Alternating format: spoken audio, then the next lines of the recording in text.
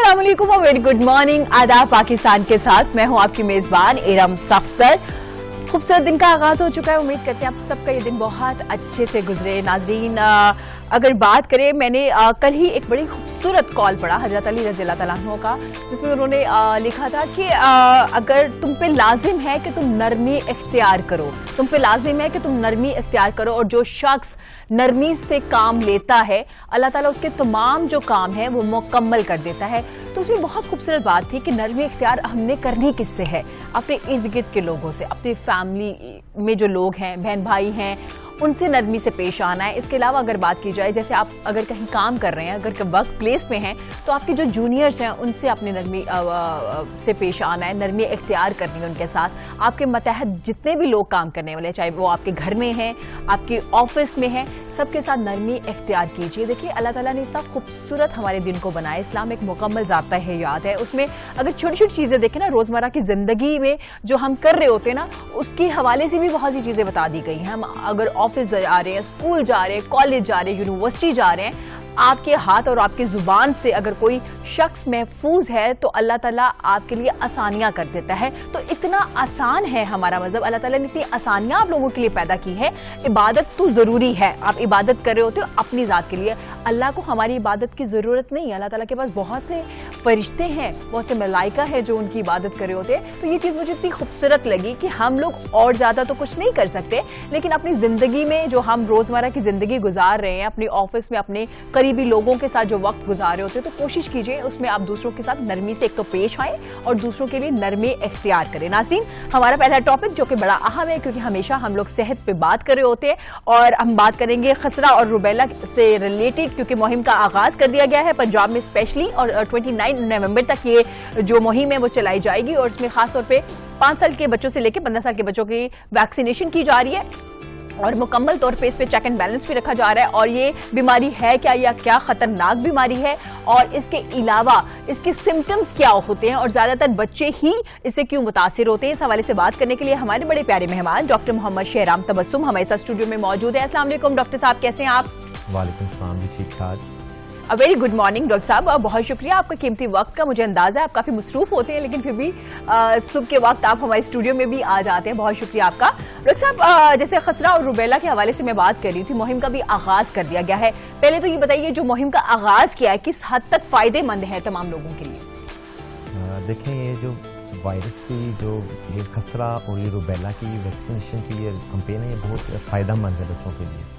Basically बच्चे जो होते हैं ना, इम्यूनिटी कम होती है, और हमारे मुल्क में जैसे कि गंदगी बहुत ज़्यादा है, बच्चों में इम्यूनिटी क़ुव्वत मुदाफ़त बहुत कम होती है। हाँ जी। तो इन बच्चों में ये बीमारी लगने के चांसेस बहुत ज़्यादा होते हैं। ठीक है, तो जो वैक्सीनेशन होती है ये प्रोटेक्टिव रोल अदा करती है इसमें। इससे जो है वैक्सीन देने की वजह से होते तो वही जरासीम है जिनकी इम्यूनिटी कम करके या उनकी ताकत कम करके जिस्म में वो इंजेक्ट किया जाता है, फिर इससे एंटीबॉडीज बनते हैं जिस्म के अंदर, जो कि बच्चों को फिर जो अगर कोई बीमारी इस पर मीजल्स या रुबेला हमला करे तो आम ज़बान में, तो उसके वो फिर प्रोटेक्शन देते हैं और वो होने नहीं देते बीमारी। This is the whole process of vaccination. ठीक है, और ये बहुत जरूरी है तमाम बच्चों के लिए वैक्सीनेशन। डेफिनेटली ये बहुत जरूरी है, ये जरूर करवानी चाहिए बच्चों को। वैसे तो हमारे आम जो गवर्नमेंट का प्रोग्राम है जिसमें 9 मंथ्स पे और 50 मंथ्स में मीजल्स की वैक्सीनेशन ऑलरेडी इंक्लूडेड है जी, ठीक है। लेकिन क्योंकि rubella is also is a form of just like measles, इसके सिम्टम्स होते हैं और वो बड़ों के लिए बहुत ज्यादा है, अडल्ट एज में उसके बड़ा फायदा होता है, तो इसलिए वो फीमेल्स के लिए खास करके फीमेल के लिए, हाँ जी, खास करके वो जरूर करवानी चाहिए बच्चों। ठीक है। और डॉक्टर साहब, हमारे यहाँ वैक्सीनेशन का नाम सुनते साथ लोग डर जाते हैं, स्पेशली पेरेंट्स भी। क्या समझते हैं, क्या रीजन है कि वैक्सीनेशन से डरा जाता है, और क्या रीजन क्यों इसको लेके एक अजीब से कॉन्सेप्ट बन चुके हैं? दूसरा, क्या हर बीमारी का मुकाबले के लिए वैक्सीनेशन जरूरी है? देखें, जो कोई भी वैक्सीनेशन है उसके खिलाफ मिथ्स लोगों ने आपस में बहुत घड़ी होती हैं चीजें। हाँ जी। कि जी ये लगवाएं तो ये हो जाता है, ये लगवाने से ये हो जाता है। बेसिकली मैंने जैसे पहले कहा है कि कुछ जो वैक्सीन होती हैं वो बेसिकली वही जरासीम होते हैं, उसको थोड़ा सा माइल्ड फॉर्म में, वीकस्ट फॉर्म में जिस्म के अंदर एंटर किया जाता है जी। तो बाज़-औक़ात ये होता है कि जब आप कोई वैक्सीन देते हैं तो उसकी वजह से बाज़-औक़ात बच्चों में कोई वही सिम्टम्स आ जाते हैं, बुखार हो जाता है, जिस्म पे निशान बनने शुरू हो जाते हैं, थकावट होनी शुरू हो जाती है, जिसम जो दर्दें होनी शुरू हो जाती हैं। तो जिसकी वजह से माँ बाप एक दूसरे को कन्वे करते हैं कि जी इस वैक्सीन लगाने से हमारे बच्चों को तो ये हो गया मसला या दूसरा कोई प्रॉब्लम हो गई है, तो वो फिर एक दूसरे को नेगेटिव काउंसलिंग करते हैं कि जी ये ना करवाएं, इसका कोई फायदा नहीं है, इसका नुकसान है ज़्यादा है। तो इस वजह से ये चीज़ें प्रोपेगेट होती हैं और गलत अंदाज में प्रोपेगेट होती हैं। जैसे कि कोरोना में हमारे पास रिसेंट एग्जाम्पल है कि इसके खिलाफ आपने कई बातें सुनी होगी कि जी ये ऐसा ना करें तो ये चिप अंदर चली जाएगी या कोई अंदर चीज चली जाएगी। तो ये भी नेगेटिव चीज आ गई थी कि लोग जो है वो जिन्होंने बनाई होगी वो भी घबरा गए होंगे कि पाकिस्तानियों ने तो अखीर कर दिए ना। जी जी नहीं, ये पाकिस्तानी नहीं, ऑल ओवर द वर्ल्ड होती हैं कई चीजें। ये जो मिथ्स होती हैं ना वो भी हमारी तरह के ही लोग हैं, ठीक है। तो ये चीजें जो होती हैं ना वो हर कॉन्स्पिरेसी थ्योरीज हर मुल्क में चलती हैं, लेकिन वो इतनी ज्यादा प्रोपेगेट करती हैं कि वो फिर जो उसका फायदा होता है वो भी लोगों में मास्क होना शुरू हो जाता है। जी ठीक हो गया। डॉक्टर साहब थोड़ा इसके हवाले से बताते चले, खसरा और रुबेला के हवाले से जैसे हम बात कर रहे हैं, इसके सिम्टम्स क्या होते हैं और क्या ज्यादातर इससे बच्चे ही मुतासिर होते हैं छोटे? देखिए बच्चों में ज्यादा होने के चांसेस ज्यादा होते हैं, अडल्ट्स भी हो सकते हैं, ठीक है, जिसमें इम्यूनिटी नहीं होती, ठीक है, जो पहले एक्सपोज्ड नहीं होते या जिनको वैक्सीन नहीं लगी होती, ठीक है। होता ये है कि बच्चों की इम्यूनिटी कम होती है, उनमें चांसेस ज़्यादा होते हैं। 9 मंथ्स पे वैक्सीनेशन कराने का मकसद ये होता है कि जिनकी माओं से कुछ जो ताकत आई होती है, बच्चों में एंटीबॉडीज शिफ्ट हुए होते हैं ड्यूरिंग प्रेगनेंसी, तो वो 9 मंथ्स तक प्रोटेक्टेड रहते हैं जी। लेकिन 9 मंथ्स के बाद अगर मीजल्स की कोई इन पे वायरस का हमला होता है या वो इन्फेक्टेड हो जाते हैं तो फिर उनमें मीजल्स हो जाता है, खसरा हो जाता है आम जुबान। हाँ जी, ठीक है। तो ये प्रॉब्लम आती है और बड़ों में भी हो सकती है, लेकिन बच्चों में इसके चांसेस ज्यादा होते हैं कुव्वत मुदाफत कम होने की वजह से। ये वायरल है, मतलब जरासीम से भी फैलता है जी। ये इसे कंटेजियस कहते हैं। ये एक बच्चे से दूसरे बच्चे में हो सकता है, ठीक है। और इसका जो ये सांस की नाली के जरिए फैलता है, ये आपकी आंख कंजक्टाइवा जिसे आंख की जो पर्दा होता है उसके जरिए एक दूसरे से फैलता है। और उसमें ये होता है कि बच्चों को पहले सिम्टम्स आते हैं, कफ होती है, नज़ला जुकाम हो सकता है, बुखार होता है बड़ा तेज, उसके बाद ना जिस्म पे रैश होना शुरू हो जाता है, ठीक है। वो रैश स्टार्ट होता है आपकी हेयर लाइन से नीचे, पीछे कानों के पीछे, और फिर पूरे जिस्म पे फैलना शुरू हो जाता है, ठीक है। और ये 5 से 6 दिन तक फैलता रहता है बच्चे, उसके बाद फिर ये आस्ता आस्ता कम होना शुरू होता है। इसकी वजह से ये नहीं है कि ये सिर्फ रैश होता है, स्किन मैनिफेस्टेशंस होती हैं, उसकी वजह से कई और चीज़ें भी हो सकती हैं, जैसे कि जब कुव्वत मुदाफत कम होती है तो निमोनिया हो सकता है, कानों की इन्फेक्शन हो सकती है, दिमाग की इन्फेक्शन हो सकती है, ठीक है, किडनीज पे असर हो सकता है, लिवर पे असर हो सकता है, ठीक है। और ये मतलब कि ये मल्टी सिस्टम डिजीज बन जाती है, ठीक है, अगर इन्वॉल्वमेंट ज्यादा हो जाए। ठीक है डॉक्टर साहब, जैसे कुव्वत मुदाफियत की आप बात करें, ये बात हमने बहुत ज्यादा कोविड में भी सुनी, लोगों को पता चलना शुरू हो गया कि अच्छा कुव्वत मुदाफियत जब आपकी स्ट्रांग नहीं होती तो आपको जल्दी जो बीमारी है वो अटैक कर लेती है और ज्यादा आपको मुतासिर करती है। बच्चों की कुव्वत मुदाफियत को किस तरह से स्ट्रांग बनाया जा सकता है? डाइट में क्या क्या चीजें उनको दी जा सकती है? देखिए, मैं पहली बार भी कई दफा ये बता चुका हूँ कि उनकी डाइट पे ज्यादा तवज्जो दें, ठीक है। मदर्स जो है ना वो डाइट पे तवज्जो नहीं देती, ज्यादा दूध पिलाने पे तवज्जो देती है। एक तो सारी बैलेंस डाइट दें, सबसे अच्छी चीज तो ये है। लेकिन जो मीजल्स के रेफरेंस से खास बात है कि इन बच्चों में जो स्टडीज की गई उनमें देखा गया है कि जिन बच्चों में मीजल्स ज्यादा होते हैं उनमें विटामिन ए की डेफिशिएंसी होती है जी, ठीक है। तो वो बच्चे जिनको विटामिन ए की डेफिशिएंसी हो उनमें खसरा होने के चांस ज्यादा होते हैं, इसलिए विटामिन ए बच्चों में जो है मल्टी विटामिन वो दें, विटामिन ए ज्यादा दें, इनकी डोजेज होती हैं। अगर बच्चे को खसरा हो जाए तो हम वो फिर एडेड डोज में देते हैं, लेकिन आप रूटीन में ड्रॉप्स मिलते हैं, सिरप्स मिलते हैं, तो वो बच्चों को ऐड करना चाहिए। ठीक है। क्या कफ से भी फैल जाती है ये बीमारी? अगर एक बच्चा कफ कर रहा है, दूसरा बच्चा करीब है, उसे भी ये फैलने का खदशा होता है? जी, ये होता है, इसको कहते हैं ड्रॉपलेट इन्फेक्शन, ठीक है। एक जो बच्चा कफ करता है ना तो उसके थोड़े से जर्रात हवा में मुल्लक रहते हैं जी, ठीक है। तो जिसकी वजह से वो एक बच्चे से दूसरे बच्चे में जा सकते हैं और उसकी वजह से खसरा हो सकता है।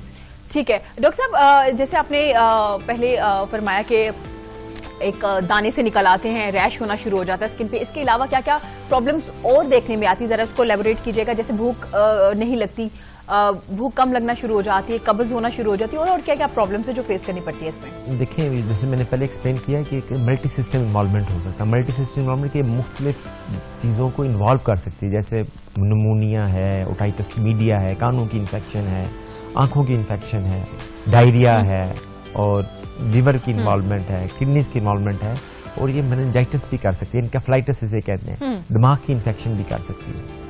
ठीक है, तो ये मल्टी सिस्टम इन्वॉल्वमेंट कर सकती है अकॉर्डिंग टू दी कि कितनी डोज गई है, कितनी इन्वॉल्वमेंट है और कितना इन्फेक्शन हुआ और बच्चे का कितनी ताकत है बच्चे के जो उसको कंट्रोल कर सकते। जी अच्छा डॉक्टर साहब, अगर एक बच्चे को एक वक्त में ये हो जाता है तो चांसेस होते हैं दोबारा होने के, मतलब 2 साल बाद 3 साल बाद चांसेस होते हैं? Very less likely. अच्छा बहुत ठीक है, वेरी लेस लाइकली, क्योंकि जिस बच्चे को एक दफा मीजल्स हो जाए तो वेरी लेस लाइकली है कि उसको दोबारा ये होगा। दोबारा मतलब एक बार ही होंगे, बहुत कम चांसेस होंगे। अच्छा डॉक्टर साहब, कुछ आपने जैसे बता दिया कि बहुत कम बार होंगे, थोड़ा बताइएगा कि जब ये होते हैं आपको टेम्परेचर होता है, कितने दिन के तक ये आपको ये मिजल्स रहते हैं और कितने दिन के बाद आप रिकवर होना शुरू हो जाते हैं?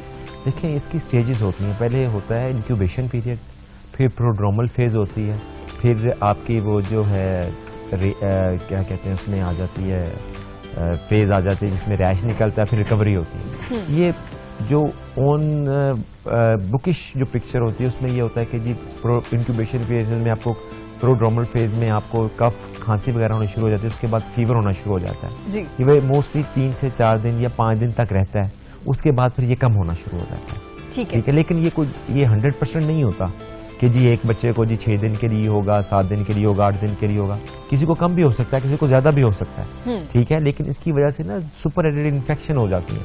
मसलन के वायरल इन्फेक्शंस में तो एंटीवायरल का कोई रोल नहीं होता, ना कोई दी जाती है।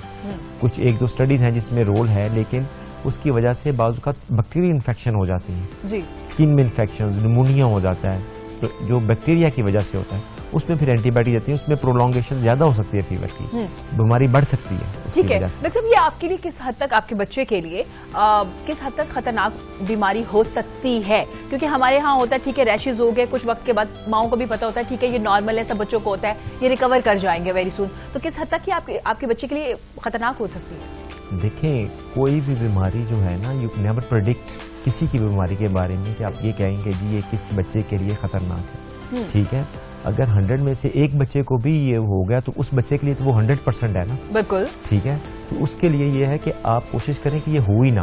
तो ये किसी बच्चे की किसी भी चीज को अगर इन्वॉल्व कर ले, फर्ज करें किसी बच्चे को इसकी वजह से निमोनिया हो जाता है, एनकेफ्लाइटिस हो जाता है, दिमाग की इन्फेक्शन हो जाती है, तो वो बड़ी खतरनाक चीज होती है। इसकी कॉम्प्लिकेशंस बहुत ज्यादा खतरनाक होती है। अगर सिंपल मीजल्स हो तो वो तो इतना प्रॉब्लम क्रिएट नहीं करती, ठीक है, लेकिन उसमें भी बच्चे लेथार्जिक, भूख का कम लगना, ठीक है, शिवरिंग, ये चीजें होती हैं, लेकिन अगर उसकी कोई कॉम्प्लिकेशन पेचीदगी आ जाए उस बीमारी के साथ तो वो ज्यादा खतरनाक होती है।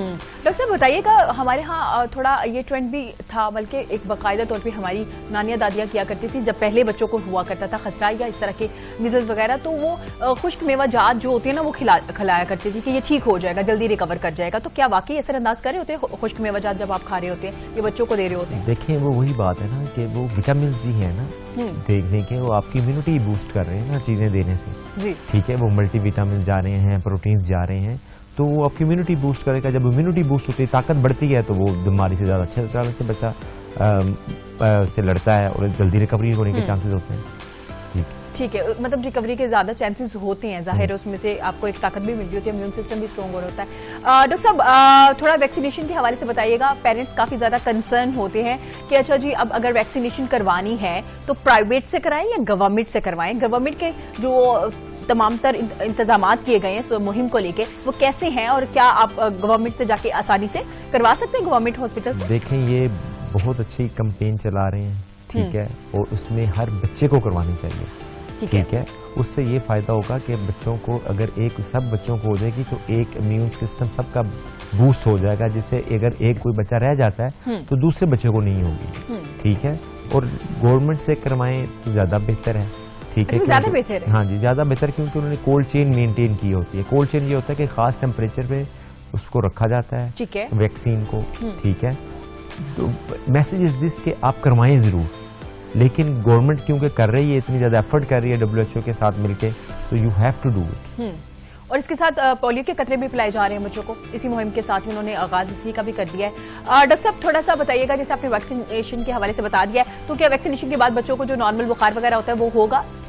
हो सकता है, चांसेस है, इसके अलावा तो कोई और प्रॉब्लम लेकिन इतना ज्यादा इस वैक्सीन के साथ इतना ज्यादा एसोसिएशन नहीं है, लेकिन हो सकता है, तो उसमें परेशानी वाली बात की कोई जरूरत नहीं है। हाँ, मतलब कि अगर हो भी जाए इट्स नॉर्मल, क्योंकि पहले भी हमारे यहाँ कोविड की वजह से थोड़ा सा किसी को बुखार होता था तो काफी ज्यादा हंगामा कर दिया जाता था कि पता नहीं क्या होने लगा है। और इसके अलावा डेंगू की सूरत हाल भी काफी खराब देखने में आई है, अभी काफी हद तक कंट्रोल किया जा रहा है। तो आपने अपने आप को भी महफूज रखना है और अपने बच्चों को भी महफूज रखना है। डॉक्टर से भी थोड़ा बताते चलिए कि क्या बच्चों के केसेस आ रहे हैं डेंगू को लेके? जी अभी तक तो आ रहे हैं केसेस, ठीक है। तो अभी तक भी क्योंकि सर्दियां तो शुरू हो गई हैं, तो जैसे जैसे सर्दियों का सीजन ज्यादा आता है तो कोशिश तो ये डेंगू कम हो जाता है क्योंकि ठीक है। तो अभी केसेस आ रहे हैं लेकिन उसमें कमी आ गई है। अच्छा, कमी आ गई है टू प्रीवियस वन। ठीक हो गया, बहुत शुक्रिया डॉक्टर साहब आपका। आपने जो सुनने वाले हैं पेरेंट्स, उनको क्या मैसेज देना चाहेंगे इस हवाले से? देखिए उसमें यही है कि जिस तरह के आपने स्पेशल मीजल्स के लिए ये डिस्कशन की है, तो बेसिकली आप जितने भी हैं बच्चे वो अपनी वैक्सीनेशन करवाएं। स्कूल से मैसेज आ रहे हैं कि जी हम बच्चों की करें या ना करें, तो उनको ज़रूर कहें कि जी वो करवाएं बच्चे को। और ये भी याद रखें कि अगर एक डोज लग चुकी है तो ये परेशानी वाली बात नहीं है कि जी पहले एक वैक्सीन लग चुकी है तो हम दोबारा लगवाएं तो कोई मसला तो नहीं होगा। अगर दूसरी डोज लगेगी तो वो बूस्ट करेगी उसके बॉडी के वैक्सीनेशन में एक ही डोज लगती है। देखें ये जो मैंने पहले बताया ना कि नॉर्मल रूटीन में 9 मंथ्स पे और 15 मंथ्स पे बच्चों को हमारा जो गवर्नमेंट का प्रोग्राम है उसमें लगती है वैक्सीन। जी ठीक है, ठीक है। तो अक्सर लोग ये बताते हैं कि जी इनको वैक्सीनेशन लग गई है, ठीक है, तो हम लगवाएं दोबारा।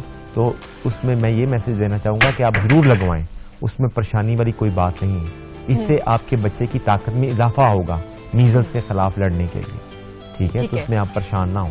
हाँ जी, क्योंकि पेरेंट्स अक्सर वो परेशान हो जाते हैं ना कि एक वैक्सीन हो गया, पता नहीं क्या हो जाएगा।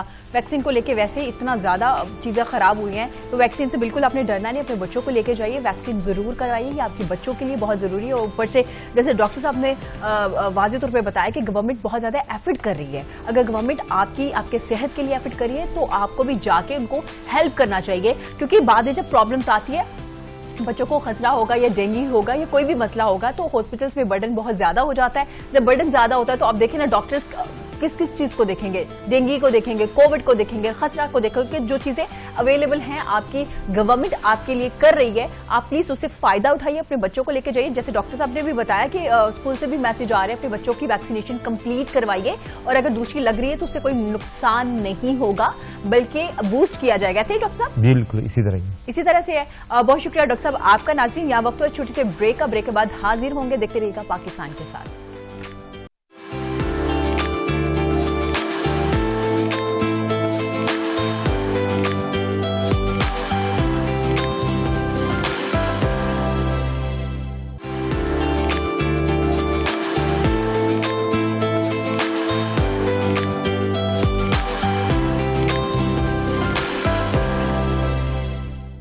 वेलकम बैक नाजरीन। ब्रेक के बाद हम लोग वापस आ चुके हैं। ब्रेक से पहले हमने बात की थी खसरा और रुबेला के हवाले से। मुहिम का आगाज हो चुका है और अपने बच्चों को लेकर जाइए और वैक्सीनेशन जरूर करवाइए। अब कुछ बात कर लेते हैं फल, सब्जियों और एक्सरसाइज की। ये तीनों का कॉम्बिनेशन इस कदर खूबसूरत है कि ये अगर कॉम्बिनेशन आपकी जिंदगी में हो कि आप फल भी खा रहे हैं, आप सब्जियां भी खा रहे हैं और आप एक्सरसाइज भी कर रहे हैं, तो इसका मतलब है कि आप खुश रहना आपने सीख लिया है। खुशी की एक अलामत है कि आप खुश रहते हैं। मतलब एक रिसर्च की गई है बरतानिया में, जिसके बाद उन्होंने कहा है कि ये तीनों कॉम्बिनेशन जो है वो आपको खुशी का एहसास दिलाते हैं। अगर आप सब्जियों का भी इस्तेमाल करें, अगर आप फल का भी इस्तेमाल करें और सही वक्त पे इस्तेमाल करें और एक्सरसाइज भी कर रहे हैं, तो उसके बाद आप खुश जरूर रहेंगे। खुश रहना वैसे भी बहुत जरूरी होता है और आजकल हमने देखा कि लोग बहुत कम खुश रहते हैं। बहुत सी रीजन होती है खुश ना रहने की, लेकिन खुश रहना जिंदगी में बहुत जरूरी है क्योंकि अल्लाह ताला ने इतनी खूबसूरत आपको जिंदगी दी है। खैर, इस हवाले से भी हम बात करेंगे। अभी बढ़ते हैं जी, अपने बड़ी प्यारी मेहमान आज हमारे साथ स्टूडियो में मौजूद है, हमना मुरसलीन, माहिर ग़िज़ाइयत है। अस्सलाम वालेकुम हमना, कैसी हैं आप? अस्सलाम वालेकुम। वालेकुम अस्सलाम। हमना बहुत खूबसूरत लग रही है और कलर बहुत ही सूट कर रहा है माशाल्लाह। हमना बढ़ते हैं अपने टॉपिक की जानिब। जैसे मैंने कहा, एक रिसर्च है जिसके मुताबिक फल, सब्जियां और अगर आप एक्सरसाइज करते हैं तो उसके बाद आप जिंदगी में खुश रहना सीख लेते हैं। आप खुश रहते हैं, ऐसा है? आपको लगता है कि अगर इन चीजों का इस्तेमाल किया जाए तो आप खुश रहेंगे? ज़रूरी है। और 2021 जो है वो वैसे भी फ्रूट्स एंड वेजिटेबल्स का ही ईयर सेलिब्रेट किया जा रहा है, उसी के ही मतलब सेलिब्रेशन और उसकी इम्पोर्टेंस और फिर उसको जो है वो लाइफ में इंक्लूड करना, वो सारा कुछ जो है अब ज़रूरी हो गया, क्योंकि जितनी ज़्यादा बीमारियां आप देखें, कोरोना है, देन अब डेंगू हो गया, फिर एयर पोल्यूशन बहुत ज़्यादा है, और हमारा वैसे भी जो लिविंग स्टाइल है वो इतना बिजी होता है, और हमें अच्छी और जो हेल्दी फूड्स होते हैं उनको खाने का हमें बिल्कुल टाइम नहीं मिलता। तो ये सारी चीज़ें हमें वक्त से पहले हमें एक तो बूढ़ा कर देती हैं, और अब आप देखें कि हर फैमिली में डायबिटिक लोग, heart patients, high blood pressure वाले पेशेंट्स हर फैमिली में आराम से नजर आते हैं। तो इसकी रीजन क्या है? इसकी रीजन बेसिकली हमारी सेडेंट्री लाइफस्टाइल है। लाइफस्टाइल और फिर जो चॉइसेस हैं वो बेहतर नहीं है। तो फिर ऐसे कौन कौन से फ्रूट्स और ऐसे कौन कौन सी वेजिटेबल्स खाए जाएं कि हम मतलब अच्छे दिखें, और ना सिर्फ फिजिकली बल्कि मेंटली भी हमारी वेलबींग अचीव हो जाए।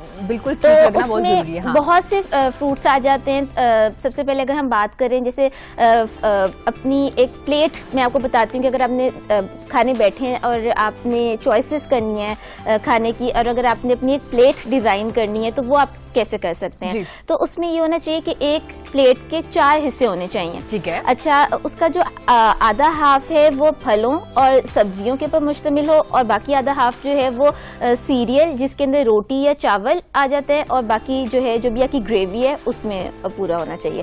और जो फल हैं वो सब्जियां जो हैं वो फलों की निस्बत ज़्यादा आपने अपनी प्लेट में डालनी है। सब्जियों के बहुत से फ़ायदे हैं, इनमें मौजूद एंटीऑक्सीडेंट, इनमें मौजूद फाइटो न्यूट्रिएंट्स, जितने भी आपके ब्लड में मौजूद फ्री रेडिकल्स होते हैं या टॉक्सिन्स होते हैं, उनको किल करके उनको रिमूव करने में सब्जियों का बहुत इंपॉर्टेंट रोल होता है। और जैसे अगर एक हम 2000 कैलोरी मेन्यू की बात करें तो उसमें तकरीबन 3 से 5 सर्विंग्स वेजिटेबल्स की, 3 से 5 सर्विंग सब्जियों की आपको शामिल करनी चाहिए।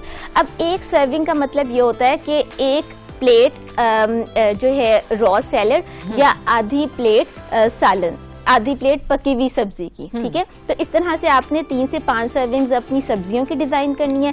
और अगर 2000 कैलोरी मेन्यू की बात करें तो उसमें तकरीबन 2 से 4 फ्रूट पूरे दिन में आपने खाना है। अच्छा फातिम, वो हमने जैसे आपने जिक्र किया कि आपकी प्लेट्स में 4 पोर्शन होने चाहिए, उसको डिवाइड कर लीजिए, वेजिटेबल में, फ्रूट्स में और सीरियल में, और उसके बाद आपने कहा ग्रेवी में। अच्छा, आप मुझे ये बताएं कि हमारे यहाँ ये एक बड़ा कॉमन चीज देखने में आती है कि जब अगर हम वेजिटेबल खाना शुरू करते हैं तो एक दिन में इतनी ज्यादा वेजिटेबल खा लेते हैं, फ्रूट्स का इस्तेमाल शुरू करते हैं तो वो भी इतना ज्यादा खा लेते हैं, ड्राई फ्रूट का इस्तेमाल शुरू करते हैं तो एक ही दिन में बैठ के हम लोग वो ज्यादा खा जाते हैं। क्वांटिटी कितनी मैटर कर रही होती है? क्वांटिटी बहुत मैटर करती है। अब कई लोगों को जैसे ब्लोटिंग का इशू होता है या इंडाइजेशन हो जाती है, खाना हजम नहीं होता, तो हम जब बहुत सी फैट डाइट्स होती हैं, आप गूगल करो तो बहुत सी ऐसी डाइट्स मिलती हैं जो आपको बताती हैं कि क्विकली आपका वजन कम हो जाएगा। आप सब्जियां इतनी इस्तेमाल करें, फल इसके इस्तेमाल करें, तो वो चीजें अल्टीमेटली क्या होती है कि आपकी डाइजेशन को खराब कर रही होती है, मैदे के ऊपर बहुत बुरा असर हो रहा होता है। अब सब्जी अक्सर लोगों से सलाद नहीं खाई जाती, मल्टीपल इश्यूज भी होते हैं, वैसे भी लोगों को सलाद खाना पसंद नहीं होता। तो आप बेशक सब्जी जूस की फॉर्म में आप पी लो ताकि आपकी जो सर्विंग है, जो रिकमेंडेशन है वो पूरी हो जाए। आपने अपने जूस में जिंजर यानी कि जो अदरक है उसका इस्तेमाल लाजमी करें, और लेमन का इस्तेमाल, थोड़ा सा लेमन, कुछ कतरे लेमन के वो जरूर डालें। लेमन में मौजूद विटामिन सी और अदरक जो है वो वैसे भी कोलेस्ट्रॉल की सतह को कम करने में उसका बहुत इंपॉर्टेंट रोल है। ये तो बात हो गई सब्जियों की। फिर आ जाते हैं हम फलों पे। हाँ, अब फल अक्सर लोगों का एक कंफ्यूजन होती है, हम छिलके समेत खाएं या छिलके के बगैर खाएं। तो छिलके में मौजूद बहुत अच्छी अमाउंट में फाइबर होता है, छिलके में बहुत अच्छी अमाउंट में फाइटो न्यूट्रिएंट्स होते हैं। जब हम छिलका उतार देते हैं फल का तो उसमें हम फाइबर वेस्ट कर देते हैं, और अक्सर एक बहुत रॉन्ग प्रैक्टिस है कि लोग फ्रूट होल खाने की बजाय फ्रूट जूस को प्रेफर करते हैं। हाँ जी, बिल्कुल। अब जैसे अगर हम सेब की बात करें तो 1 से 2 सेब खाने से हमारा पेट भर जाएगा, और वेट लॉस भी हमारा, अगर आप वेट लॉस जर्नी में है तो उसमें भी हमें एड करेगा ये। लेकिन अगर आप एक सेब का जूस का ग्लास बनाते हैं तो तकरीबन 4 एटलीस्ट, हाँ जी, 4 सेब चाहिए होते हैं। तो एकदम से वो ब्लड में जाकर आपका शुगर लेवल बढ़ाएगा, और उसके जो छिलके में मौजूद फाइबर है वो भी रिमूव हो जाएगा, तो आपको उतनी अफादियत नहीं मिलेगी जितनी कि एक होल फ्रूट से मिलती है। बिल्कुल। तो फ्रूट की अगर सर्विंग की मैं बात करूं तो तकरीबन 1 दरमियाना सेब या 1 दरमियाना केला या 1 ऑरेंज या जो है वो आधा ग्रेप फ्रूट या तकरीबन 20 अंगूर ये गिनकर, ये आपकी तकरीबन एक फ्रूट की सर्विंग बनाता है। ठीक है। तो फ्रूट आप इस क्वांटिटी में खाएं, और फ्रूट खाने का टाइमिंग्स बड़े इंपॉर्टेंट हैं। फ्रूट को हमेशा स्नैक के तौर पे खाना चाहिए। हम लोग की गलत प्रैक्टिस है, हम खाने के बाद फ्रूट का इस्तेमाल कर देते हैं। तो हमारे हाथ से घरों में तो सर्व भी खाने के बाद किया जाता है। जी, वो एज अ डिजर्ट किया जाता है, तो उसकी उतनी अफादियत नहीं है, उसकी इतनी एब्जॉर्प्शन नहीं है। फ्रूट खाने तो आप तकरीबन मिड मॉर्निंग टाइम में या मिड इवनिंग टाइम में एज अ स्नैक आप इस्तेमाल करें। ठीक है। और फ्रूट होल फ्रूट को ही मैं रिकमेंड करूंगी। कैंड फ्रूट्स को या जो सिरप्स में जो मतलब आपको डब्बे वाले मिलते हैं, टिन में मौजूद होते हैं, उनमें शुगर की क्वांटिटी बहुत ज्यादा होती है जो उनको प्रिजर्व करने के लिए इस्तेमाल होती है। तो प्रिजर्व फूड्स की जगह आप फ्रेश जो सीजन के हैं वो मैक्सिमम आपको न्यूट्रिएंट्स देंगे। हमें हमारे ये भी प्रैक्टिस होती है ना, बच्चों को जब लंच दे रहे होते हैं तो हम जो डिब्बे वाले जूसेस होते हैं वही उनके बॉक्स में रख के दे देते हैं, उनके लंच बॉक्स में ना, तो बच्चे भी वो ज्यादा पी रहे होते हैं। और हमारे घरों में भी आसानी से, क्योंकि बॉक्स ओपन करते हैं तो आसानी से ग्लास में आप पी लेते हैं, तो हमारे यहाँ ये बहुत ज्यादा इस्तेमाल भी शुरू हो चुका है इसका। आप बस यही कोशिश करें कि फ्रेश फ्रूट्स को इस्तेमाल करें ज्यादा से ज्यादा। अच्छा, अब अगर मुख्तलिफ फ्रूट्स की मैं बात करती हूँ तो उसमें जैसे कि अगर हम एक एक कलर वाइज में बताऊँ आपको, तो जैसे रेड फैमिली है, फ्रूट्स में रेड फैमिली आ जाती है। उसमें सबसे पहले तो अनार है। अब आजकल बहुत से लोग डेंगू बुखार का शिकार हो रहे हैं, और उसमें आपको पता है कि जो प्लेटलेट्स का नंबर एकदम कम हो जाए, तो अनार का बहुत फ़ायदा है। ये आपका ब्लड में जो है वो आयरन की सतह को इम्प्रूव करने में अनार का बहुत रोल है। तो अनार का जूस इस कंडीशन में लाजमी पिया जाए। अच्छा, लोगों को जैसे कि जो है वो विजन का मसला हो जाता है, वैसे भी आजकल की जो मतलब जनरेशन है वो बहुत ज़्यादा आई टैब्स का या मोबाइल का बहुत ज़्यादा इस्तेमाल है, जिस वजह से विजन बहुत ज़्यादा इफेक्ट हो रही है बुरी तरह। तो उसमें जो है ये जूसेस, ये सीजन भी आ गया है। कैरेट्स हैं वो भी रेडिशेस में आ जाती हैं, कैरेट्स आ जाती हैं, पोमीग्रेनेट है, अनार है, इसका जूस ये भी बहुत विटामिन ए का सोर्स है। ये भी आपकी विजन को इम्प्रूव करने में इसका बहुत इंपॉर्टेंट रोल है।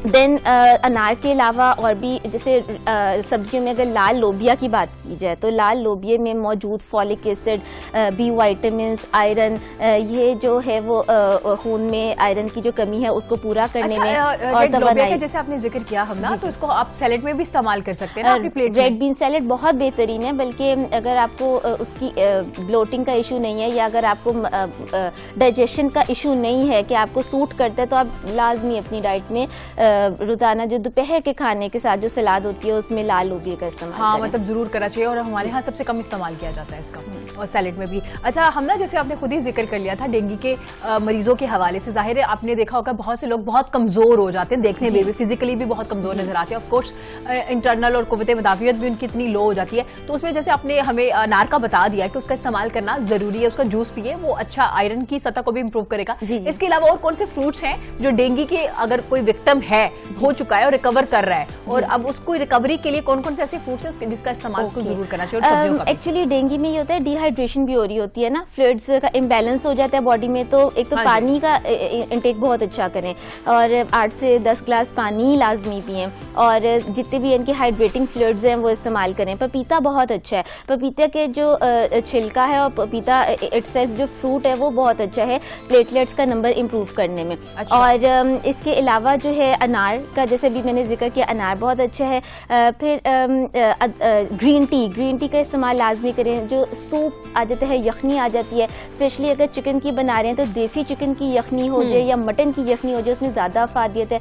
तो डेंगू के पेशेंट्स इन फ्लूइड्स का इस्तेमाल लाजमी करें।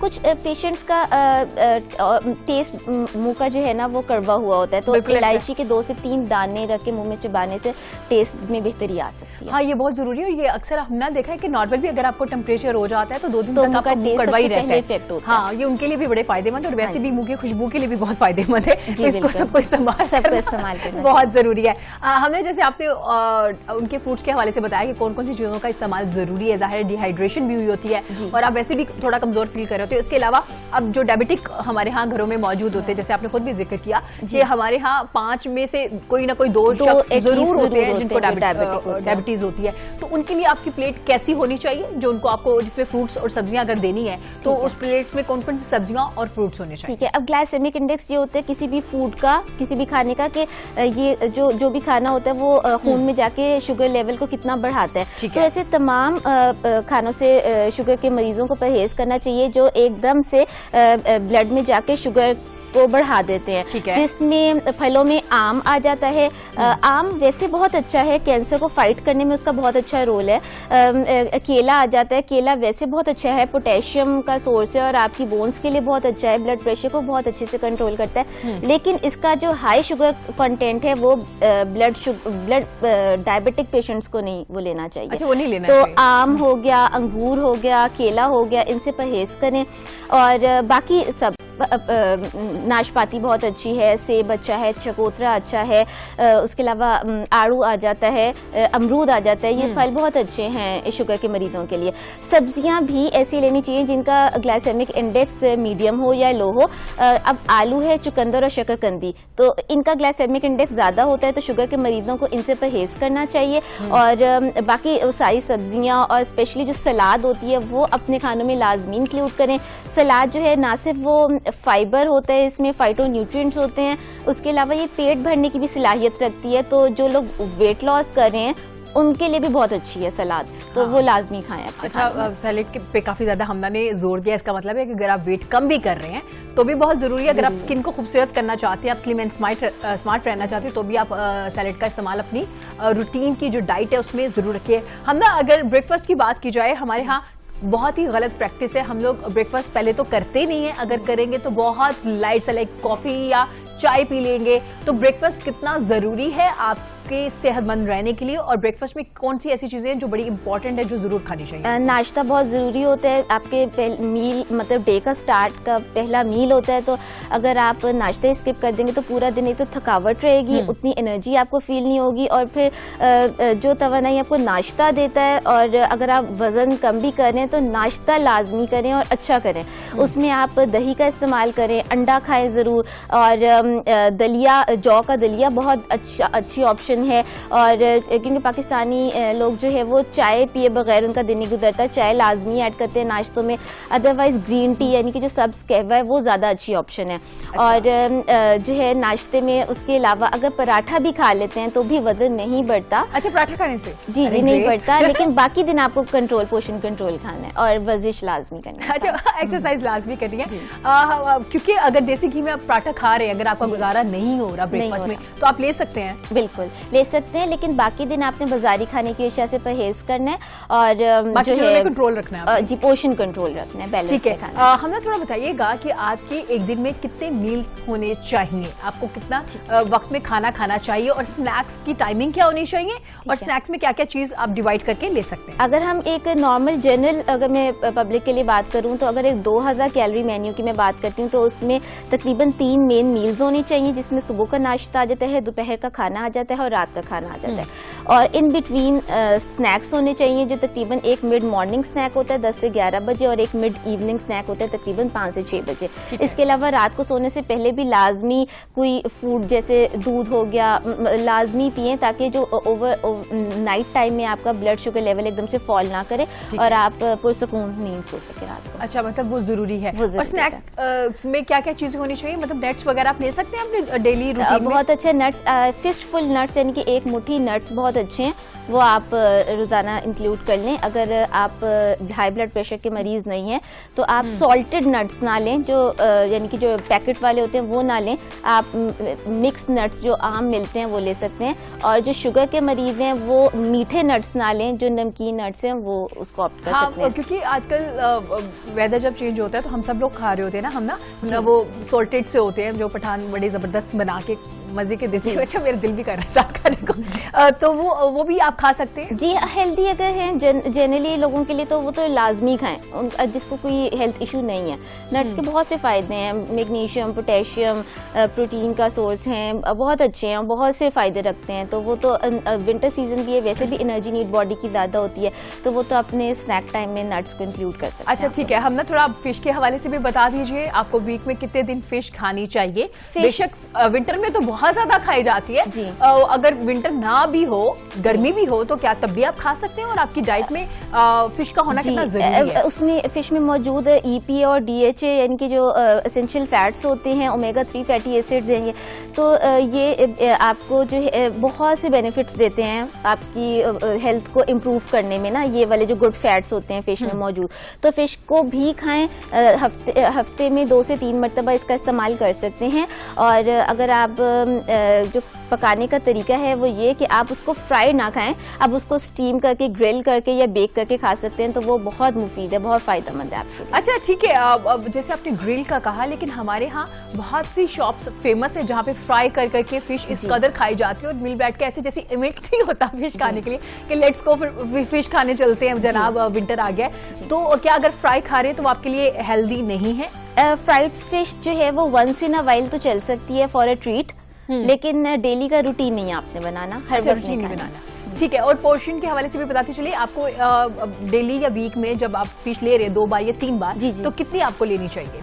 कितनी लेनी चाहिए? तो वो ये होता है कि जब आपने, जैसे मैंने आपको बताया, अपनी प्लेट आपने डिजाइन करनी है, तो उसके अंदर जैसे आप सब्जी और फल और सीरियल ऐड करते हो तो तकरीबन 3 से 6 ओज, 3 से 8 ओज, इससे ज्यादा एक्सीड नहीं करना। ठीक है। हम ना थोड़ा एक्सरसाइज के हवाले से भी बताते चलिए हमें कि हम सारी डाइट तो बड़ी जबरदस्त ले रहे हैं, फ्रूट्स भी खा रहे हैं, सब्जियां भी खा रहे हैं, ग्रेवी भी ले रहे हैं, सीरियल भी ले रहे हैं, उसके बाद भी एक्सरसाइज करना कितना जरूरी है? ये तमाम एक्सरसाइज बहुत जरूरी होती है और हर बंदे को करनी चाहिए एक्सरसाइज। कुछ ना, अगर ज्यादा एरोबिक्स या हाई इंटेंसिटी ट्रेनिंग ना कर सकें तो आप सिंपल वॉक कर लें। 20 से 30 मिनट की नॉर्मल वॉक बहुत बेहतरीन है आपके ब्लड शुगर को कंट्रोल करने में, आपके ब्लड प्रेशर को कंट्रोल करने में, आपके ब्लड कोलेस्ट्रॉल लेवल्स को कंट्रोल करने में, आपका मूड बेहतर करने में, आपका वजन घटाने में। तो वॉक तो हाईली रिकमेंडेड है, मतलब जरूर करनी चाहिए और सबको करनी चाहिए। और अब अगर आप पेशेंट भी हैं जी, डायबिटिक भी हैं, तो भी आप कुछ वक्त के लिए चल फिर ले, गली में, मोहल्ले में, अपने घर में, घर की छत पे, लेकिन एक्सरसाइज जरूर कीजिए। हम ना देखने वालों को क्या मैसेज देना चाहेंगे आप? ये है कि अभी विंटर सीजन आ रहा है और जैसे कि एयर में पॉल्यूशन है, बीमारियां बहुत सारी आजकल, अपना बहुत ध्यान रखें। और जिन फूड्स का और जिन फलों की सब्जियों का जिक्र किया है, कहवे और उन सबको खाएं, और जिन चीज़ों से परहेज़ करने को कहा गया उनसे परहेज़ करें ताकि अच्छा ये सीज़न गुजरे और सेहतमंद रहें। बहुत शुक्रिया। हमना ने कहा कि जो बता दिए ना आपने जरूर वो खाने, और उससे आप सेहतमंद भी रहेंगे और वो जरूरी भी है आप लोगों के लिए खाना, क्योंकि अगर आप खाएंगे, देखें, सेहतमंद रहेंगे तो कोई काम कर सकेंगे। अगर आप सेहतमंद नहीं है, बीमार हो जाते खुदा ना खास्ता, तो आप कोई भी काम नहीं कर सकते। और अक्सर हम अपनी हेल्थ को कंप्रोमाइज कर रहे होते हैं अपने काम की वजह से, और अक्सर ऐसा भी होता है कि जब आप बीमार हो जाते हैं तो फिर आप वो काम भी नहीं कर पा रहे होते। तो काम करने के लिए, अपनी जिम्मेदारियां निभाने के लिए आपको जो है वो हेल्दी फूड खाना और एक्सरसाइज करना बहुत जरूरी है। बहुत शुक्रिया हमना आपका, आपकी कीमती वक्त का। इसके अलावा अगर हम बात करें, जैसे हमना ने बड़ी खूबसूरत बताया कि जो डायबिटिक पेशेंट है उनकी प्लेट, जो नॉर्मल लोग हैं उनकी प्लेट कैसी होनी चाहिए और आपको किस तरह से डिजाइन करना चाहिए तमाम तर जो आपकी फूड है। और एक बड़ी अहम चीज हमना ने बताई वो ये कि आपको दिन में 3 मेन जो मील है वो जरूर खाने चाहिए। अगर वो आप मील नहीं लेते तो आप हेल्दी नहीं है। हम जब डाइट का कॉन्सेप्ट हमारे यहाँ बहुत ही अजीब है, गलत प्रैक्टिस है हमारे यहाँ। हम डाइट की जब बात करते हैं तो हम क्या करते हैं, हमारा मतलब होता है डाइट कर रहे हैं आप, इसका मतलब है कुछ खाना नहीं है, भूखे रहना है। अक्सर लोग जो भूखे ज्यादा रहते हैं वो भी वेट गेन करना शुरू कर देते हैं और वैसे भी आपका इम्यून सिस्टम जो है वो लो होना शुरू हो जाता है। भूखे नहीं रहना डाइट का ये मतलब नहीं। और 3 मेन कोर्स जो है फूड जो है, जिसमें ब्रेकफास्ट है, आपका लंच है, आपका डिनर है, ये बहुत इंपॉर्टेंट है। और ब्रेकफास्ट जो है वो आपको ना हेल्दी करना चाहिए। अगर आप डाइट कर भी रहे हैं, अपना वेट कम भी करना चाह रहे हैं, तो आप डिजाइन इस तरह से कर लीजिए चीजों को, अपनी प्लेट इस तरह से बना लीजिए कि आपका वेट भी कम हो रहा हो लेकिन आप सेहतमंद रहते हुए वेट कम करें। अक्सर लोग जब वेट कम कर रहे होते हैं ना, वो भूखे रहना शुरू कर देते हैं, वो सही से फ्रूट्स नहीं खा रहे होते, बहुत कॉन्शियस हो जाते हैं कि जी ये जो है कॉन्शियस इस तरह से हो जाते हैं कि इसमें इतनी कैलोरीज है, मुझे ये नहीं खाना, मुझे वो नहीं खाना, मुझे बहुत सिलेक्टिव हो जाते हैं। उसके बाद अक्सर आपने लोगों को देखा होगा, लोगों की स्किन जो है वो खराब होना शुरू हो जाती है, उसके अलावा झुर्रियां पड़ना शुरू हो जाती हैं, आपकी स्किन जो है वो फ्रेश नहीं लग रही होती। इसके अलावा आप बहुत मरील से लग रहे होते हैं, आपने डेड लगना शुरू हो जाते हैं। तो आपने इस तरह की डाइट करनी है। अपना वेट अगर कम भी करना है तो अपने माहिर ग़िज़ाइयत जो होते हैं, डाइटिशियन जो आप होते हैं, आपके होते हैं, आप उनके पास जाइए, उनसे कंसल्ट कीजिए, जो वो आपको रिकमेंड करेंगे आपकी बॉडी के मुताबिक। अगर आप अल्लाह ना करे आपकी कोई रैकेट है, मेडिकल कोई रैकेट है, कोई बीमारी है, तो उसके अलग से वो डाइट आपको बता देंगे। क्योंकि जब आप एक शख्स जिसको डायबिटिक जो है और एक नॉर्मल शख्स है, दोनों की डाइट मुख्तलिफ होगी। अगर वो अपना वेट भी कम करना चाह रहे हैं तो उनकी जो एक पूरा प्लान बनाया जाएगा, एक शेड्यूल बनाया जाएगा, एक चार्ट बना के दिया जाएगा, वो अलग होंगे, दोनों कोई मुख्तलिफ होंगे, एक जैसे नहीं होंगे। हम क्या करते हैं, अक्सर मैंने अपने करीबी लोगों में भी देखा है, जब वो कोई भी वेट कम कर लेता है तो फौरन से हम कॉल करते हैं या उनसे मिलकर कहते हैं आपने कौन सी डाइट की है और क्या खाया है जिसकी वजह से आपका वेट कम हो गया है। और अक्सर हम उनसे वो पूरा प्लान भी ले रहे होते हैं, भाई मुझे भी बता दो, मैं भी ये खाना शुरू करती हूँ अगर इससे वेट कम होता है। लेकिन हमने कभी भी ये नहीं सोचा कि एक बंदे की बॉडी मुख्तलिफ है, उसकी मेडिकल हिस्ट्री मुख्तलिफ है, उसकी चीज़ों को ऑब्जॉर्व करने की जो कैपेसिटी है वो मुख्तलिफ है, वो कुछ चीज़ों को पसंद करते हैं, कुछ को डिसलाइक करते हैं, तो उसके वेट को कम करने का तरीकाकार या उसकी जो प्लेट है वो मुख्तलिफ होगी। जो मेरी प्लेट है जो मैं डिजाइन करूंगी, या मेरी जो डाइटिशियन जो है वो अगर मुझे जो प्लेट है वो डिजाइन करके देंगे वो मुख्तलिफ होगी। मैं एक ही तरीकाकार से एक ही वक्त में एक ही खाने से अपना वेट कम नहीं कर सकूंगी। तो वेट कम करना अच्छी बात है, वेट जरूर करना चाहिए, लेकिन सेहतमंद रहते हुए। जूसेस का इस्तेमाल हमारे यहाँ कहते हैं यार आपसे अगर कोई चीज खाई नहीं जा रही ना, एप्पल नहीं खाया जा रहा तो आप इसका जूस पी ले। तो उन्होंने बताया कि उसके लिए आपको 3 या 4 एप्पल की जरूरत होती है, वही आप एक एप्पल वैसे खा ले, चलते फिरते स्नैक्स के तौर पे खा ले। तो ये चीजें बड़ी मैटर कर रही होती है। हमेशा जब माहिर ग़िज़ाइयत आते हैं वो बहुत मुख्तलिफ चीजें बता के जा रहे होते हैं कि हम बहुत गलत प्रैक्टिस करते हैं, हम जूसेस का इस्तेमाल ज्यादा करना शुरू कर देते हैं, हम वेजिटेबल्स जो कच्ची होती है या सैलेड होती है वो ज्यादा इस्तेमाल नहीं करते। हमारे यहाँ तो सैलेड इतनी तरह के आ गए जिसमें क्रीम का इस्तेमाल किया जाता है और पता नहीं क्या क्या चीजें डाली जाती है, तो वो आपके लिए उतने सेहतमंद नहीं होते जितना आप फ्रेश सैलेड खा रहे होते हैं। तो जनाब यहाँ वक्त छोटी से ब्रेक का, ब्रेक के बाद हाजिर होंगे, देखते रहेगा पाकिस्तान के साथ।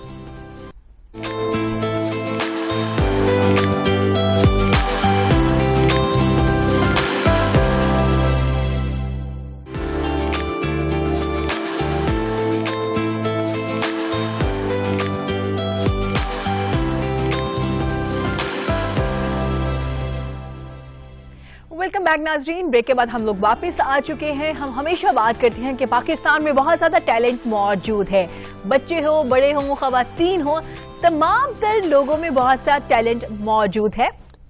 कुछ टैलेंट बहुत जल्दी सामने आ जाता है, कुछ वक्त के बाद आता है, लेकिन टैलेंट जो होता है वो छुपा नहीं रहता, वो जरूर सामने आ जाता है। ऐसे ही कुछ हुआ पाकिस्तान में। 70 साला शख्स ने वर्ल्ड गिनीज बुक में अपना रैकेट बनाया। उनका रैकेट क्या है जनाब, उन्होंने एक हाथ की मुट्ठी से 18 सेब तोड़ डाले और उनकी एज जो है वो 70 साल है। जी हाँ, 70 साल की उम्र में गिनीज वर्ल्ड रैकेट में, बुक ऑफ वर्ल्ड रैकेट में उन्होंने अपना एक रैकेट बनाया है और उन्होंने ये जो है शिकस्त दी है इंग्लैंड के एक प्लेयर को, और वो आज हमारे साथ मौजूद है। उन्हीं से जानेंगे उनकी कहानी, किस तरह से उन्होंने ये रैकेट बनाया, उनके दिमाग में क्या आया, किस तरह से वो उनका एक जुनून था वर्ल्ड रैकेट बनाने का, उस हवाले से भी बात करेंगे। लेकिन यही भी मैं बताती चलूं उनका बेटा भी उनके साथ मौजूद है, मोहम्मद राशिद, जिन्होंने 73 मार्शल आर्ट्स में रैकेट ऑलरेडी वो बना चुके हैं, और इनकी पोती जो है जिनकी उम्र 7 साल है वो भी एक रैकेट गिनीज बुक में बना चुकी है। तो जनाब पूरी फैमिली जो है वो पाकिस्तान का नाम रोशन कर रही है और पूरी मेहनत कर रही है, पाकिस्तान का नाम इंटरनेशनली ऑफ कोर्स रोशन किया जा रहा है। तो हमारे साथ मौजूद है नसीमुद्दीन साहब और उनके बेटे राशिद भी। अस्सलाम वालेकुम। अस्सलाम वालेकुम।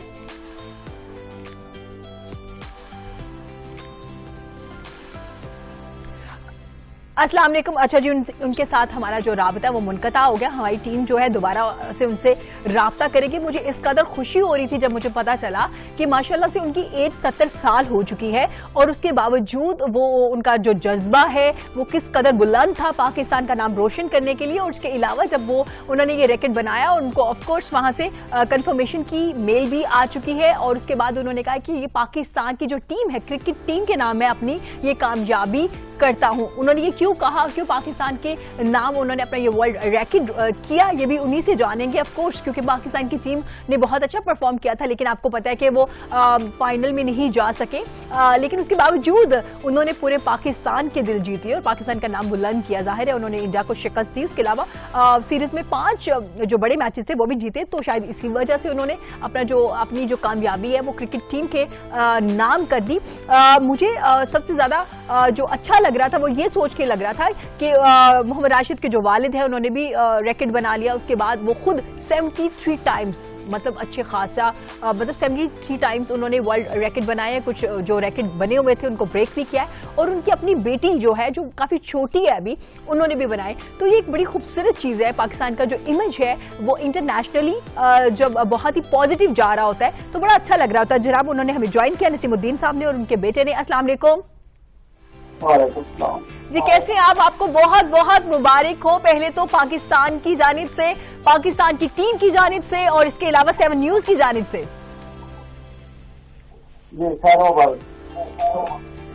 जनाब बताइएगा, 70 साल की उम्र में माशाल्लाह से आपने पाकिस्तान का नाम रोशन किया है। किस तरह से आपने सोचा था ये रैकेट बनाने के लिए कि मैं ये रिकॉर्ड जरूर बनाऊंगा? क्या माइंड में आया, थोड़ा बताइएगा। बस यही था, बेटे को देखता था जी, उसके बाद फातिमा को देखता था। हाँ जी, एक दिन बस इसी तरीके से शौक रहता रहा। एक दिन राजी साहब आए, हाँ जी, कहते आपको हाथ दिखाओ। मैंने हाथ दिखाया, उन्होंने कैसे किया, पकड़ाया, करा ये दिखाया, करा ये देखो, तोड़ के देखो जरा। हाँ जी, ऐसे करके हाँ जी, अंगूठे से जी वो मैंने इसके सामने तोड़ दिया। फिर इसने मुझे बताया कि आपको ऐसे ऐसे मसला है, एक रिकॉर्ड है वो आप करें। उसके बाद में तो थोड़ा सा किया, अल्लाह पाक ने इज्जत दे दी। बेशक अल्लाह इज्जत देने वाला है। अल्लाह जिसे चाहे इज्जत से नवाजे, जिसे चाहे जिल्लत दे। बेशक अल्लाह ने आपको बहुत इज्जत दी और पाकिस्तान का आपने नाम रोशन किया है। नसीमुद्दीन साहब बताइएगा थोड़ा सा, आपके बेटे ने आपको कहा कि आपके माशाल्लाह से हाथ इतने मजबूत कैसे हैं कि आपने 18 सेब ही तोड़ दिए? असल में ना मैं लोहे का काम करता हूँ, अच्छा, गेट वगैरह ये जी, तो काफी मेरा मतलब ये है कि तकरीबन कोई 30-40 साल से मैं ये काम कर रहा हूँ। अच्छा, 30-40 साल लोहे उसके अंदर से हाथ वगैरह तो सारे मजबूत होंगे ही ना, लोहे का काम हर वक्त। बिल्कुल ऐसे, बिल्कुल ऐसे हाथ इसलिए भी मजबूत हो गए। अच्छा जनाब थोड़ा बताइएगा, कैसा लगा जब आपको ईमेल आई और आपके बेटे ने बताया कि आपका जो रैकेट है वो बन चुका है, कंफर्मेशन मेल भी आ गई और पाकिस्तान का नाम भी आपने रोशन कर लिया, तो आपको कैसा लगा उस वक्त? बहुत बड़ी खुशी मिली मुझे जी, बहुत बड़ी खुशी मिली। और पहले तो इन लोगों से बहुत खुश था, अल्लाह पाक ने मुझे इतनी इज्जत दी है जी। अच्छा जनाब, जैसे आपने खुद बताया कि आप 30-40 साल से लोहे का काम कर रहे हैं, तो माशाल्लाह से आपके हाथ तो मजबूत होने ही थे और पाकिस्तान का नाम भी रोशन होना था। आपकी एक छोटी सी वीडियो है, पहले हम अपने देखने वालों को वो दिखाते हैं, आप किस तरह से काम करते हैं, फिर आपसे और आपके बेटे से इस हवाले से भी बात करेंगे। जी जनाब, ये नसीमुद्दीन साहब है, इस वक्त आप अपने स्क्रीन पे देख रहे हैं किस तरह से वो अपने कारखाने में काम कर रहे हैं। इस वक्त वेल्डिंग का, लोहे का काम कर रहे हैं। जैसे उन्होंने खुद भी बताया कि 40 साल से माशाल्लाह से वो काम कर रहे हैं और माशाल्लाह से काफी फिट भी नजर आ रहे हैं। हालांकि उन्होंने खुद बताया कि उनकी जो एज है वो 70 साल है, लेकिन इसके बावजूद वो लग नहीं रहे इतने माशाल्लाह से एक्टिव नजर आ रहे। जाहिर है वो काम शाम करते रहते हैं, चलते फिरते रहते हैं, तो वो एक्टिव भी होंगे हमारे यहाँ। तो लगता 60 साल और 70 साल की उम्र में तो जो वो है वो इतना काम कर सके। और इस वक्त आप देख सकते हैं स्क्रीन पे वो जो उन्होंने वर्ल्ड रैकेट बनाया है, एक ही वक्त में उन्होंने 18 सेब जो है मुट्ठी से वो तोड़े हैं। ये वर्ल्ड रैकेट बना रहे हैं, उनके साथ उनके बेटे भी इस वक्त वीडियो में मौजूद हैं, आप देख सकते हैं। और ये रैकेट बना रहे हैं। और इंग्लैंड के एक प्लेयर थे जिन्होंने 13 सेब तोड़े थे एक ही वक्त में मुट्ठी से, और उन्होंने ये उनका जो रैकेट है वो ब्रेक किया। और ना सिर्फ 14 बल्कि उन्होंने 18 सेब जो है वो तोड़े और तोड़ के पाकिस्तान का नाम रोशन किया है। वो भी हम आपको यकीनन वीडियो भी दिखाएंगे। इस वक्त उनके बेटे भी मौजूद हैं और इनके बेटे को भी ये एजाज हासिल है कि पाकिस्तान का नाम उन्होंने रोशन किया। 73 टाइम्स रैकेट बना चुके हैं। पूरी फैमिली मतलब इसी एक जोश और जज्बे के साथ ये काम कर रही है और पाकिस्तान का नाम रोशन किया जा रहा है। ये वीडियो में भी आप देख सकते हैं।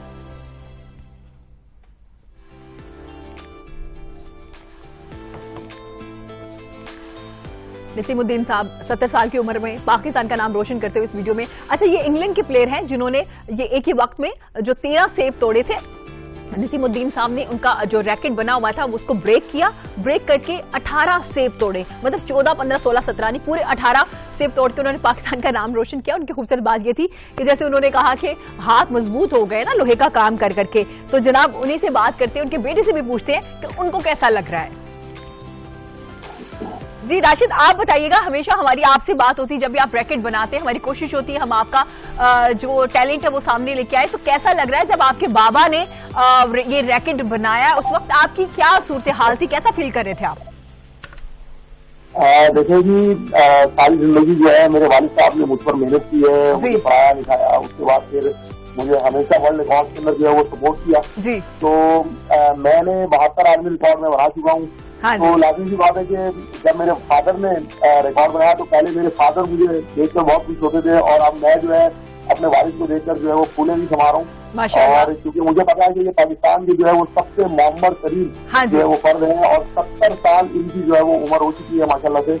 और Guinness book of world record ने जब इनका रिकॉर्ड अप्रूव किया और जब मेरे पास ईमेल आई तो आप यकीन करें कि मैंने इतनी जोर से चीख मारी घर में, और इतना ज्यादा खुश हुआ कि आप सोच नहीं सकती है।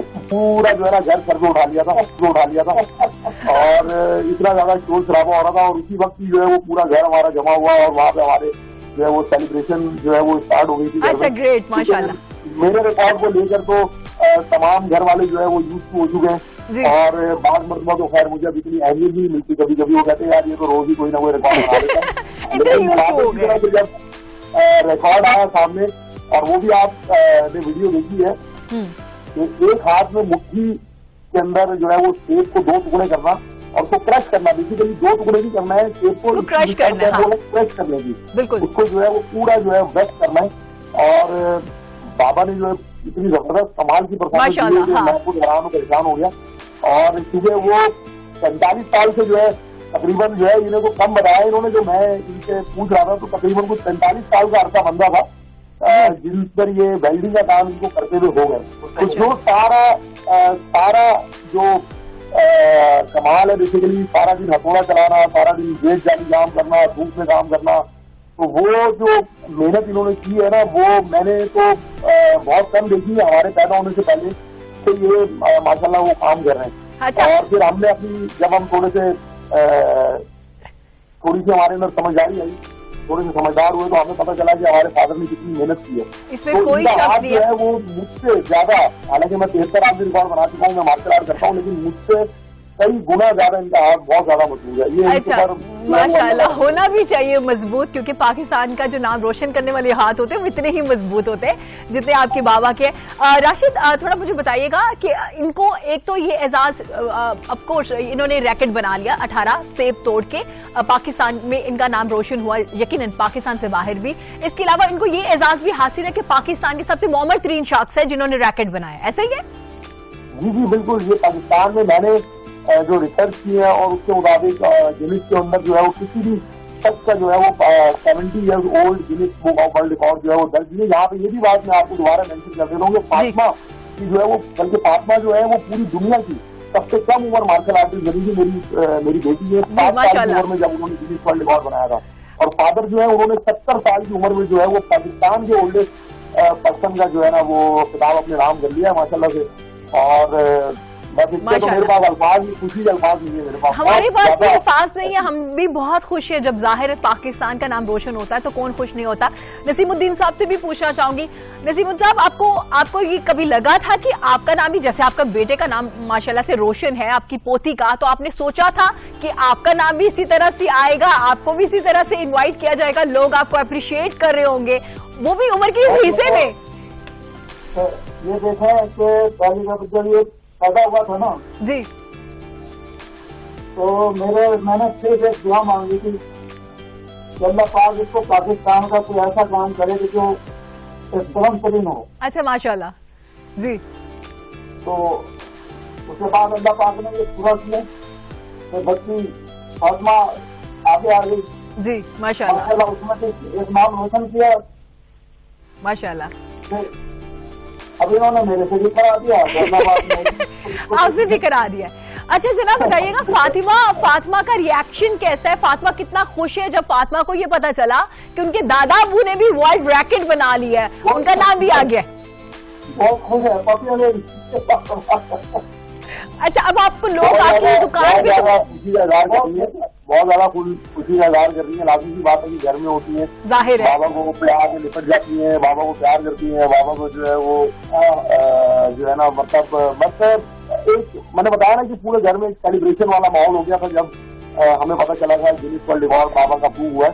नसीम साहब, आप तो माशाल्लाह इतने फेमस हो गए हैं, आपकी दुकान पे लोग आपको मिलने आते होंगे, यकीनन कि ये वही शख्स है जिन्होंने वर्ल्ड रैकेट बनाया है। जी आप बिल्कुल आते हैं, बिल्कुल आते हैं आपसे मिलने के लिए। अच्छा राशिद, बताइएगा थोड़ी मतलब जैसे फैमिली में सब लोग, मतलब आप हैं, आपके बाबा भी का नाम भी अब माशाल्लाह से आ गया, आपकी बेटी का भी आ गया, तो आपके फ्यूचर प्लान्स क्या है? मतलब मुझे नजर आ रहा है कि अब वेरी सून पता चलेगा कि राशिद के मोहल्ले से भी एक शख्स ने वर्ल्ड रैकेट बना लिया है, जिसको राशिद ने बड़ा हेल्प किया था। क्योंकि राशिद क्या चाह रहा है, राशिद का पूरा जो सिटी है, करीबी मोहल्ला है, कि सब लोग ही रैकेट बनाए।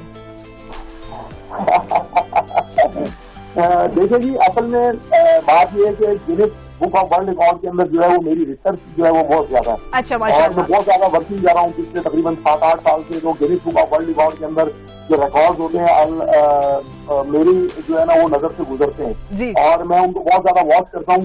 तो जब मेरे सामने पहली मरतबा ये रिकॉर्ड आया तो मेरे जहन में फौरी तौर पर आया कि यार कौन सा ऐसा शख्स है जिसके हाथ इतने ज्यादा मजबूत हो कि वो एक हाथ से एप्पल तोड़ सके। तो मेरे ध्यान में अपने शागिर्द भी आए, बहुत सारे शागिर्द आए, मैं खुद भी मैंने अपने बारे में भी एक मरतबा सोचा। लेकिन फिर जब मेरे दिल में जो है वो अल्लाह ताला ने ये ख्याल डाला कि यार आपके जो फादर है उन्होंने जो है मतलब सारी जिंदगी जो है वो लोहे से काम किया है और उनके हाथ बहुत ज्यादा मजबूत है, तो क्यों ना ट्राई किया जाए। तो अब्बू तो नीचे बैठे हुए थे आराम से, जो है इनको कुछ पता भी नहीं था। मैं गया मार्केट और मैं मार्केट की जाके मैं एप्पल खरीद के लेकर आया और मैंने अब्बू से कहा, मैंने कहा यार अब्बू जरा ये थोड़े जरा तोड़ के दिखाएं। तो अब्बू ने एप्पल को पकड़ा और ऐसे करके तोड़ दिया, बोले ये ले। तो मैं बड़ा हैरान हुआ, मैंने कहा यार ये तो कुदरती टैलेंट है। टैलेंट तो बहुत है, बेसिकली यही से बात मैं आपकी कहना चाहता हूँ कि पाकिस्तान में टैलेंट तो बहुत है लेकिन उसको परखने वाली आंख चाहिए। तो क्योंकि ये मेरे घर का टैलेंट था तो मुझे तो इस बारे में पता चल गया, लेकिन पाकिस्तान में इस तरह का बहुत सारा टैलेंट जाया भी हो रहा है। और पाकिस्तान में मैं तो ये कहता हूँ यहाँ तक कि मुझसे ज्यादा लोग टैलेंटेड मौजूद है, लेकिन हर कोई जो है वो इसमें आगे नहीं जा पाता। तो अगर आपकी नजर अच्छी हो, आप प्रॉपर तरीके से वर्क कर रहे हो, आपको गेम की सही तरीके से नॉलेज हो, तो आप जो है ना वो पाकिस्तान का नाम भी बुलंद कर सकते हैं। और बिल्कुल राशिद, आई एग्री, मतलब टैलेंट में सब में मौजूद होता है, आपको परखने वाली आंख चाहिए कि आपके इर्द गिर्द जो लोग हैं, क्योंकि अल्लाह ताला ने किसी को भी फजूल में पैदा नहीं किया। हर किसी के अंदर कोई ना कोई खासियत, कोई ना कोई टैलेंट जरूर होता है, लेकिन होता क्या है कि हम लोग देख नहीं पाते। अक्सर टैलेंट जो है वो जाये हो जाता है, क्योंकि हर किसी में इतनी हिम्मत भी नहीं होती कि वो हर वक्त कोशिश करता रहे कि चले कभी तो कामयाब होंगे ना। बहुत कम लोग वो दिल छोड़ जाते हैं, वो कहते हैं कि ठीक है कब से प्रैक्टिस करें, ये कब से ट्राई करें, नहीं हो रहा। राशिद, आपके स्टूडेंट्स भी हैं, वो क्या क्या प्रैक्टिस कर रहे हैं, मार्शल आर्ट्स आपसे सीख रहे हैं? जी बिल्कुल, मेरे 10 स्टूडेंट्स हैं जो कि Guinness book of world record holder हैं। हमारी अकेडमी है Pakistan academy of martial art, और मैं अल्हम्दुलिल्लाह वहाँ पर सिखाता हूँ बच्चों को। बच्चे मुख्तलिफ जो है वो चैंपियनशिप में पार्टिसिपेट करते हैं। अभी माशाल्लाह से मेरे एक स्टूडेंट हैं असमत जावेद, उन्होंने जो है वो अभी ताइक्वांडो की इंटरनेशनल चैंपियनशिप के अंदर जो है वो यहाँ से सिलेक्ट हुए थे और उन्होंने वहाँ पर बड़ी जबरदस्त कारकर्दगी का जो है वो मुजाहरा किया माशाल्लाह। ठीक है नसीम साहब, आप मुझे बताइएगा, अब तो आपके भी शागिर्द होंगे, आपसे भी सीखने आएंगे कि किस तरह से कुछ वक्त में आप एप्पल को तोड़ सकते हैं। जैसे आपके बेटे के काफी ज्यादा स्टूडेंट्स हैं, तो आपके भी शागिर्द बनने वाले हैं बहुत जल्दी। अब्बू को समझ नहीं आया, लेकिन मैं अब्बू को बताता हूँ, अब्बू बेसिकली मार्शल आर्ट नहीं करते। अच्छा, अब्बू का ताल्लुक मार्शल आर्ट से नहीं है, अब्बू तो बेसिकली वेल्डिंग करते हैं। अब्बू ने नहीं बिल्कुल मुझे अंदाजा वो नहीं करते, लेकिन मैं उनको कह रही हूँ कि आपकी इस टैलेंट के लिए भी लोग आपके पास आएंगे कि किस तरह से ये हो जाता है और किस तरह से। अच्छा राशिद, मुझे बताइएगा, आपकी अब्बा ने जब ये करना था, रैकेट बनाना था, तो उससे पहले क्या कोई प्रैक्टिस वगैरह आप लोगों ने की थी? देखिए बस कुछ मरतबा जो है मैंने अपनी को प्रैक्टिस करवाई थी एप्पल ब्रेक करने की, लेकिन कुछ इतनी ज्यादा प्रैक्टिस कराने की मुझे जरूरत नहीं पड़ी। जैसे मैंने कहा कि अब्बू इतने सालों से क्योंकि वर्किंग कर रहे हैं तो इनके हाथ वैसी स्ट्रॉन्ग है। सिर्फ मुझे जो है मुझे अंदाजा हो रहा है नसीम साहब, आपके हाथ काफी मजबूत है। मुझे बेसिकली इनको टाइम मैनेज किस तरह करना है, क्योंकि रिकॉर्ड होता है इन 1 मिनट। तो मुझे इनको थोड़ा सा इस तरह मुझे इनको ट्रेन करना पड़ा कि कम से कम टाइम को ज्यादा करें और ज्यादा से ज्यादा टाइम जो है वो एप्पल तोड़ने के अंदर जो है वो लगना हाँ चाहिए। सिर्फ इनको मैंने इस टाइम मैनेजमेंट को थोड़ा सा सिखाया, थोड़ी सी इनकी प्रैक्टिस कराई, क्योंकि एक्सेल तोड़ना तो मसला नहीं है, लेकिन बात ये है कि आपको वर्ल्ड रिकॉर्ड ब्रेक करना है इन 1 मिनट। तो टाइम मैनेजमेंट जो है इसके अंदर बड़ी इंपॉर्टेंट होती है कि आप अगर स्टेप कुचल देते हैं एक हाथ से, तो फिर उसके बाद फौरन दूसरे स्टेप पर कैसे जाना है और टाइम को किस तरह कंज्यूम करना है। बाद मरतबा ये हो रहा था कि जब ये एप्पल उठाते थे तो बहुत ज्यादा ऊपर उठा लेते थे, जिसकी वजह से जो है एक एप्पल से दूसरे एप्पल लाने पे जो है वो थोड़ा सा डिस्टेंस तकरीबन 1 फीट का हो जाता था, तो जिसकी वजह से थोड़ी प्रॉब्लम होती थी। टाइम मैनेजमेंट इस तरह की छोटी छोटी कुछ टेक्निकल चीजें थी वो मैंने फादर के साथ थोड़ा सा अच्छा राशिद भाई, टेक्निकल चीजें बड़ी मैटर कर रही होती है। वैसे तो कुछ सेकंड्स की ये वीडियो होती है, जब हम देख रहे होते हैं कोई रैकेट बनता है तो कुछ ही सेकंड में वो कंप्लीट हो जाती है, लेकिन टेक्निकल चीजें छोटी छोटी बड़ी देखनी पड़ती है, जैसे टाइम मैनेजमेंट का है। जैसे अभी भी वीडियो में भी हम देख सकते हैं कि किस तरह से वो स्पीड में कर रहे हैं, आप उनके पास ही करीब ही खड़े हुए हैं।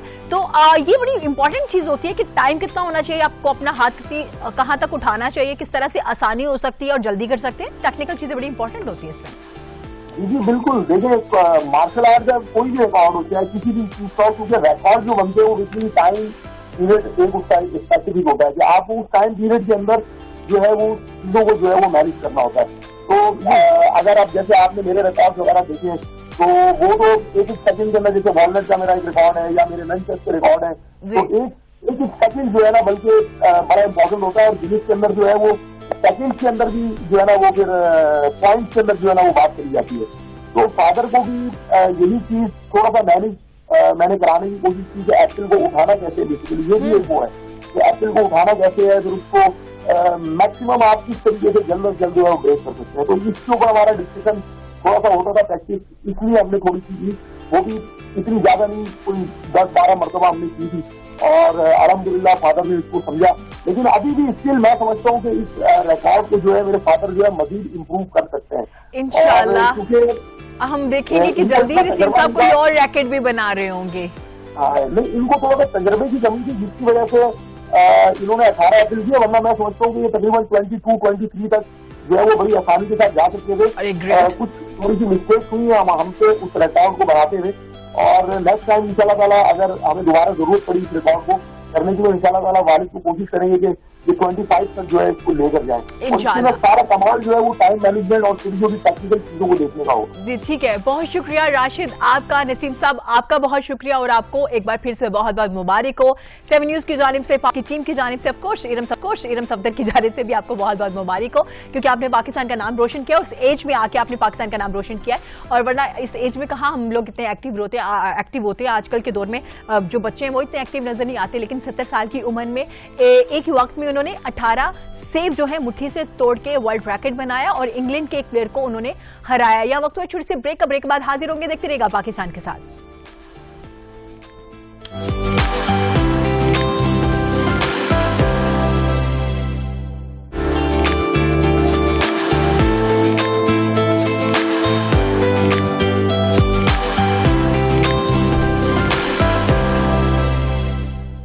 वेलकम बैक नाज़रीन, ब्रेक के बाद हम लोग हाजिर हो चुके हैं और अब हम आपके साथ शेयर करेंगे एक बहुत ही मजे की स्टोरी है। जनाब आपने देखा होगा हमारे यहाँ पेट्स का काफी ज्यादा शौक है, घरों में पेट्स रखे जाते हैं और बिल्लियां काफी ज्यादा लोगों को पसंद होती है। फिर पर्शियन कैट्स हो तो लोगों को बहुत ज्यादा पसंद आती है, नीली आंखों वाली बिल्ली बहुत पसंद आती है जी, वाइट बहुत ही वो सॉफ्ट सी बिल्ली काफी ज्यादा लोगों को पसंद है। तो घरों में भी हम लोगों ने अक्सर ही देखा होगा लोगों को कि वो बिल्लियों को पालते काफी ज्यादा प्यार करते नजर आते हैं। वहीं पे एक बिल्ली जो कि बड़ी खूबसूरत है, लेकिन उसमें एक नक्स है, नक्स तो नहीं उसको कहेंगे बल्कि अल्लाह की तरफ से उसके 2 की बजाय 4 कान है। 4 कान वाली ये खूबसूरत सी बिल्ली है जिसको आप स्क्रीन पे देख सकते हैं इस वक्त।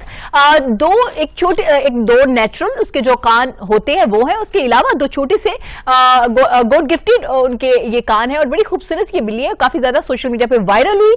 जब ये वायरल हुई तो ये बेआसरा थी, इसका कोई घर नहीं था, कोई इसको रख नहीं रहा था, क्योंकि लोगों को लग रहा था शायद कोई बीमारी ना हो इस बिल्ली को या शायद कोई प्रॉब्लम ना हो, कोई नक्स ना हो। जबकि डॉक्टर्स ने जब इस बिल्ली को चेक किया तो उन्होंने बताया कि ये जो अजाफी उसके 2 कान है इससे इसको कोई नुकसान नहीं है, ये बाकायदा तौर पे सुन सकती है, बिल्कुल ठीक से सुन सकती है, इसमें कोई मसला नहीं है, कोई प्रॉब्लम नहीं है। ये अल्लाह की तरफ से जो है 2 इनके छोटे से इजाफी कान हैं। वहीं पे जनाब टर्किश एक खातून है, उन्होंने इसको अडॉप्ट किया और अपने घर ले गई और इनको पाला और काफी ज्यादा प्यार भी किया। डॉक्टर से बाकायदा तौर पे प्रॉपर इसका चेकअप भी करवाया और इसको सोशल मीडिया पे इसका एक अकाउंट बनाया जिसपे लोग इसको बहुत ज्यादा फॉलो कर रहे हैं, बहुत ज्यादा पसंद कर रहे हैं, जिसपे उन्होंने वाज़ेह तौर पे लिखा है कि इसको अडॉप्ट करने का मकसद और पालने का मकसद सिर्फ ये है कि जो लोग हैं जो थोड़े से जो जानवरों में थोड़े से अजाफी अज़ा होते हैं, फॉर एग्जाम्पल कान है या एक पांव ज्यादा हो जाना या एक आंख के कलर दूसरी आंख से मुख्तलिफ हो जाना, तो उनको रखते हुए थोड़ा डरते हैं, उनको लगता है कि शायद कोई बीमारी ना हो, कोई मसला ना हो। तो मैंने ये बिल्ली इसलिए रखी है कि ताकि लोग जो है इस तरह के जानवर जिनके इजाफी कान है, बड़े खूबसूरत से वैसे उसके छोटे छोटे कान हैं, उनको रख सके और इन जानवरों को भी घर मिल सके, इन जानवरों को भी मालिक मिल सके। ये खूबसूरत सी बिल्ली आप अपनी स्क्रीन पर देख सकते हैं, इस वक्त बड़ी क्यूट लग रही है और इस वक्त सोशल मीडिया पे इसके काफी ज्यादा फॉलोअर्स है, काफी ज्यादा लोग इसको पसंद कर रहे हैं। तो ये खूबसूरत सी बिल्ली हमने आपके साथ शेयर की, उसकी पिक्चर्स शेयर की और ये काफी ज्यादा लोग इसको पसंद भी कर रहे हैं। जनाब आपको अब एक मजे की स्टोरी शेयर करते हैं। यकीनन ये भी मजे की स्टोरी थी, लेकिन मजे की स्टोरी अब ये कि हमसाया मुल्क में एक शख्स ने भैंस पाल रखी थी और वो काफी ज्यादा करीबी और मोहब्बत करता था इस भैंस को, और वो भैंस इसके काफी करीबी भी थी और बहुत ज्यादा मोहब्बत से उसने उसको रखा था, पाला पोसा था। अब जनाब हुआ क्या, उस भैंस ने दूध देना बंद कर दिया। अब जब भैंस ने दूध देना बंद किया, वो परेशान हो गया। वो जब भी दूध के लिए इस भैंस के पास जाता तो वो भैंस मारने की कोशिश करती थी और जब भी इसको मारने की कोशिश की जाती थी वो बेचारा डरते हुए वापस आ जाता था। उसने कुछ लोगों से मशवरा किया कि आया मेरी भैंस के साथ मसला क्या हुआ है, तो कुछ लोगों ने कहा हमें लगता है कि इस पे किसी ने जादू कर दिया इसलिए ये दूध नहीं दे रही। तो उस शख्स ने क्या किया, वो करीबी पुलिस स्टेशन गया और पुलिस स्टेशन में जाके उसने रैपिड जो रिपोर्ट है वो दर्ज की, FIR दर्ज करा दी इस भैंस के खिलाफ कि मेरी जो भैंस है वो दूध नहीं दे रही। और पुलिस स्टेशन में जब ये भैंस को लेके जा रहा था तो ये वीडियो काफी ज्यादा वायरल हुई और जब ये वीडियो जब वायरल हुई तो लोगों ने सोशल मीडिया पे काफी ज्यादा इसको एंजॉय भी किया और कुछ लोगों ने क्रिटिसाइज भी किया कि ये बेवकूफ इंसान है कि एक भैंस पे FIR दर्ज करवाने चला गया। लेकिन हुआ क्या, जब वो भैंस को वापस लेके आए तो जनाब कुछ ही दिन के बाद जो है वो भैंस ने दूध देना शुरू कर दिया और वो जो मालिक है भैंस का उसको ये लगा कि देखा मैंने कहा था, मुझे अंदाजा था ये जो भैंस है ये भी पुलिस वालों से डर गई है, जैसे हम लोग नॉर्मल लोग पुलिस वालों से डरते हैं इसी तरह से भैंस जो है वो भी पुलिस वालों से डर गई और डर के मारे दूध देना शुरू कर दिया। उसके बाद वो ये जो शख्स है वो दोबारा पुलिस स्टेशन गया और पुलिस स्टेशन जाके उसने शुक्रिया अदा किया पुलिस स्टेशन में जितने भी अफसरान थे और उन्हें कहा कि बहुत शुक्रिया आपकी वजह से मेरी भैंस ने दूध देना शुरू कर दिया। अजीब अजीब चीजें कर रहे होते हैं, आई डोंट नो व्हाई, मतलब क्या उसके दिमाग में ऐसी बात आई, क्या सूझे उसके दिमाग में कि वो शख्स गया और जाके उसने जो है भैंस पे FIR दर्ज करा दी। हमारे यहाँ तो वैसे FIR दर्ज करवाना बड़ा मुश्किल काम होता है, लेकिन उसने अपनी ही भैंस के खिलाफ दूध ना देने पे FIR दर्ज करा दी। बड़ी अजीब अजीब चीजें दुनिया में हो रही होती है। और अगर जैसे कि आज हमने एक सेगमेंट भी किया था वर्ल्ड रैकेट वाला, उसमें भी हम देख सकते थे कि एक शख्स ने एक हाथ मतलब एक ही मुट्ठी से जो 18 सेब थे उसको तोड़ा। मतलब लोग बहुत कुछ कर रहे हैं माशाल्लाह से, जिन लोगों में टैलेंट है, लेकिन ये बड़ी मुख्तलिफ बड़ी हटके एक चीज है कि FIR दर्ज करवाई गई किस पे, जी जनाब अपनी भैंस पे, और अल्लाह की तरफ से भैंस ने दोबारा दूध देना शुरू कर दिया। तो उनको अंदाजा हो गया कि पुलिस से सिर्फ इंसान ही नहीं जानवर भी डरते हैं। जब पुलिस स्टेशन का एक चक्कर लग जाता है उसके बाद अच्छे खास लोगों की जो अकल है वो ठिकाने आ जाती है और जब ठिकाने आ जाती है तो जनाब भैंस भी दूध देना शुरू कर देती है। ये थी आज की हमारी स्टोरी। बढ़ेंगे अगली सेगमेंट की तरफ। अगला सेगमेंट जो है हमारा बहुत मजे का है जनाब। विंटर जैसे ही आता है हमारे यहाँ बहुत ज्यादा एक रश देखने में आता है मछली वाली दुकानों पे, क्योंकि मछली को काफी ज्यादा पसंद किया जाता है, काफी ज्यादा लाइक करते हैं सब लोग और मछली के लिए आई रोज हम देखते हैं एक इवेंट के तौर पे सेलिब्रेट किया जाता है कि चलें जी मछली खाने जाते हैं और फलां शख्स की जो दुकान है उसकी मछली बहुत अच्छी है, मछली को फ्राई करके खाते हैं, मछली को स्टीम करके खाते हैं। मतलब एक बाकायदा जैसे मूंगफली खाई जाती है उसी तरह से मछली भी काफी ज्यादा हमारे यहाँ स्पेशली विंटर में खाई जाती है। वैसे तो मछली आप समर में भी खा सकते हैं, ऑटम में भी खा सकते हैं, किसी भी मौसम में खा सकते हैं, लेकिन जो मछली है वो हमारे यहाँ विंटर में ज्यादा इस्तेमाल की जाती है, ज्यादा शौक से खाई जाती है। तो अच्छा जी, अब मछली की जब तलब में इजाफा होता है, डिमांड जब ज्यादा हो जाती है तो होता क्या है कि फिर हमें ये पता नहीं चलता कि आया जो मछली हम खरीद रहे हैं वो सही भी है या नहीं है, वो फार्मी है या फिर वो दरियाई मछली है या एक्सपायर्ड हो चुकी है। एक्सपायर्ड मछली भी मौजूद होती है। हमें किस तरह से पता चलेगा,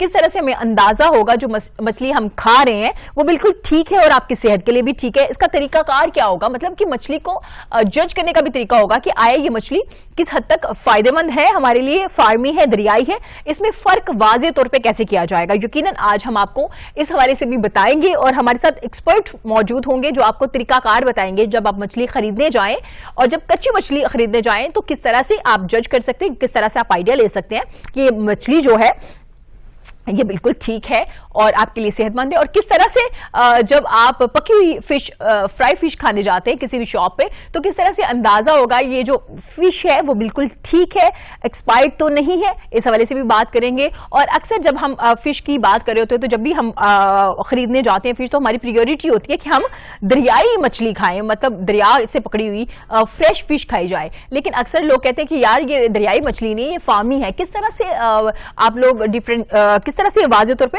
फर्क वाज़े किया जा सकता है, इस हवाले से भी आज हम बात करेंगे और बताएंगे मछली खाने से पहले किन किन बातों का खास ख्याल रखा जाए, कौन कौन सी ऐसी चीजें हैं जिनको मद्देनजर रखते हुए आप मछली खरीदें और मछली को घर में फ्राई करके खाएं, इस हवाले से यकीनन आज हम बात करेंगे। बिल्कुल जनाब, हमारे साथ फूड एक्सपर्ट भी मौजूद होंगे जो हमें बताएंगे कि मछली खरीदते हुए और मछली पकी हुई खरीदते हुए किन चीजों का खास ख्याल रखें, किन बातों का खास ख्याल रखें, क्या मछली की भी हमें जांच पड़ताल करनी पड़ेगी। इस हवाले से बात करने के लिए हमारे साथ हमारे बड़े प्यारे मेहमान, सीनियर एंकर पर्सन है और फूड एक्सपर्ट है मोहसिन भट्टी साहब मौजूद है। अस्सलाम वालेकुम और वेरी गुड मॉर्निंग, कैसे हैं आप? जी वालेकुम सलाम, बिल्कुल ठीक ठाक, आप सुनाइए। मैं बिल्कुल ठीक हूँ मोहसिन साहब। जैसे कि मैंने पहले इंट्रो में भी बताया कि मछली का सीजन आ चुका है, हमारे यहाँ काफी ज्यादा पसंद की जाती है मछली। क्या मछली में भी धोखा दिया जाते हुए भी कुछ बातों का खास ख्याल रखना पड़ेगा? जी बहुत ज्यादा इस पे भी धोखाधड़ी की जा रही है जी। उसमें सबसे पहली चीज तो ये है कि अगर आप हमारी लाहौर की मछली मंडी को देख लें जी। तो वो इस हद तक गलीज है कि आप सोचें कि पूरे लाहौर में ज्यादातर जगहों पर जो मछली आती है वो उस मछली मंडी में से आती है। ठीक, अब होलसेल की मार्केट है जी। सारी रात वहां पे ट्रक अनलोड होने हैं, बिल्कुल ऐसे। और वो जो मछली आएगी वो ला के नीचे सड़क के ऊपर दुकानों के जो थड़े हैं उधर बर्फ के नीचे ब्लॉक रखे जाएंगे, उनके ऊपर मछली लगा दी जाएगी और वो ब्लॉक जो है वो आहिस्ता आहिस्ता मेल्ट होंगे। जब आहिस्ता आहिस्ता मेल्ट होंगे तो उसका पानी जो है वो उस सारी मंडी में उसमें तैरता उसमें सारी मंडी में फैल जाएगा जी। अब वो जो मछली है उसका खून और वो पानी मिल के जब सारी मंडी में फैल जाएगा तो उसके गटर भी उबल पड़ेंगे। जब गटर भी उबल पड़ेंगे तो उसके बाद वही वर्कर जो वहां पे मछली की सफाई कर रहे हैं वो मछली की सफाई छोड़ के जाएंगे, जाके गटर साफ करेंगे और वापस आके फिर मछली को साफ करेंगे। ओहो।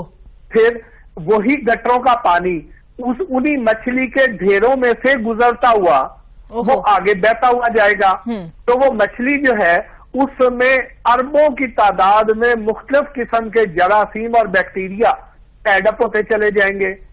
फिर वहां पर चूंकि उन लोगों के पास वॉशरूम की फैसिलिटी भी नहीं है ज्यादातर जगहों पर, तो जो वर्कर्स वहां पे काम करते हैं वो उन्हीं बड़े बड़े जो मछली के ढेर हैं और जो कंटेनर कूड़े के वहां पड़े हुए हैं उनकी आड़ में जाके रफा हाजत करेंगे। पानी रिश्ता हुआ भी इसी मछली में से गुजर के जाएगा। तो एक तो ये हाइजीनिक इश्यूज बहुत ज्यादा हैं और हमारी जितनी भी यहाँ पे दुकानें हैं, जितने मछली की आउटलेट्स हैं, ज्यादातर मछली उसी होलसेल मार्केट से खरीद कर लाते हैं। बिल्कुल ऐसे एक बात जी। आगे आ जाइए, आगे आए तो मछली मोहसिन साहब पहले ही हजम कर लेने दीजिए, जिस तरह से आपने एक्सप्लेन कर दिया है ना, विंटर आने से पहले मैं ये सोच रही हूँ कि मुझे मछली खानी भी चाहिए या नहीं। बिल्कुल बदकिस्मती से ऐसे ही है। आप यकीन करें कि जब से मैं ये हालात देख रहा हूं तो मैंने यहां से मछली खरीदनी छोड़ दी है। तो क्या घरों में पालना शुरू कर दें हम लोग मछली? वो हम ज़ाहिर नहीं पाल सकते हैं, लेकिन उसके लिए हम ये तो कर सकते हैं कि अगर हम लाहौर से निकले टुवर्ड मुल्तान मोटरवे पे जाएं तो थोड़े ही फासले पर हमें लेफ्ट राइट दोनों साइडों पर बड़े बड़े फिश फार्म नजर आते हैं। हाँ जी बिल्कुल। तो हम उन फिश फार्म से जाके पूरे महीने का स्टॉक लेके आ सकते हैं।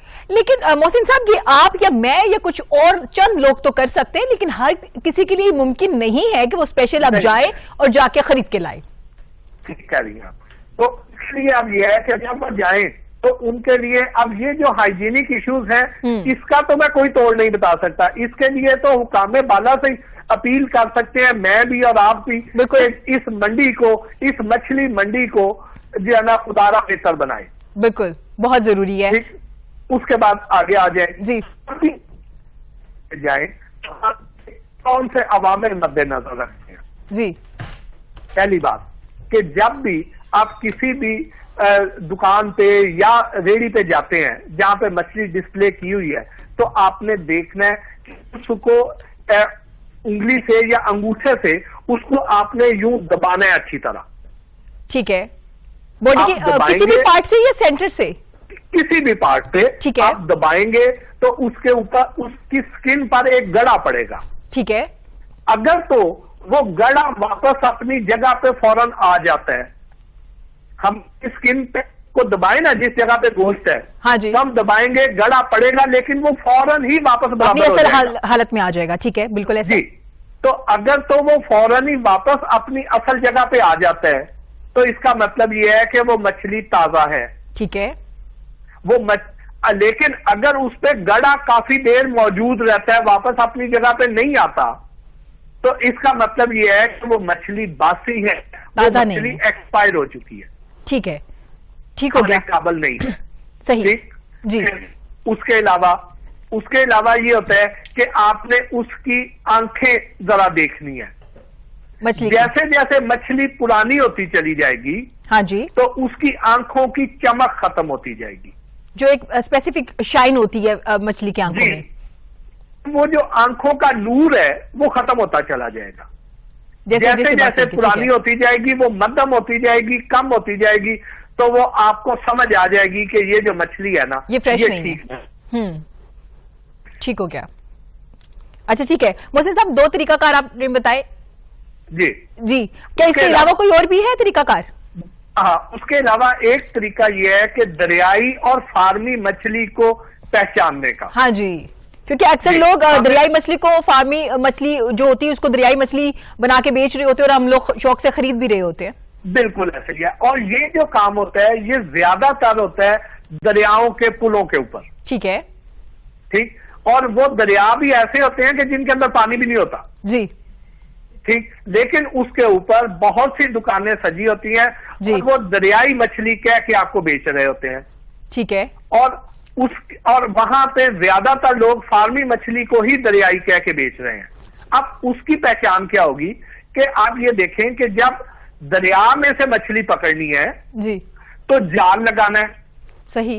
उस जाल में हर तरह की मछलियां आएंगी, मुख्तलिफ अकसाम की मछलियां आएंगी, मुख्तलिफ रंगत की मछलियां आएंगी, मुख्तलिफ उम्र की, साइज की, वजन की मछलियां आएंगी। बिल्कुल ऐसे।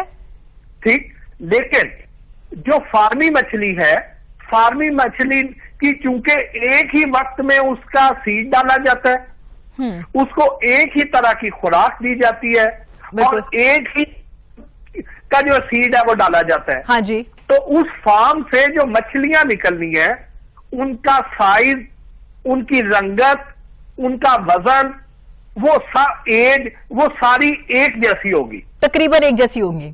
तकरीबन एक जैसी होगी। ठीक है। लेकिन जो दरिया से मछली आएगी उसमें कोई छोटी होगी, कोई बड़ी होगी। ठीक है। कोई और किस्म की होगी, कोई और किस्म की होगी।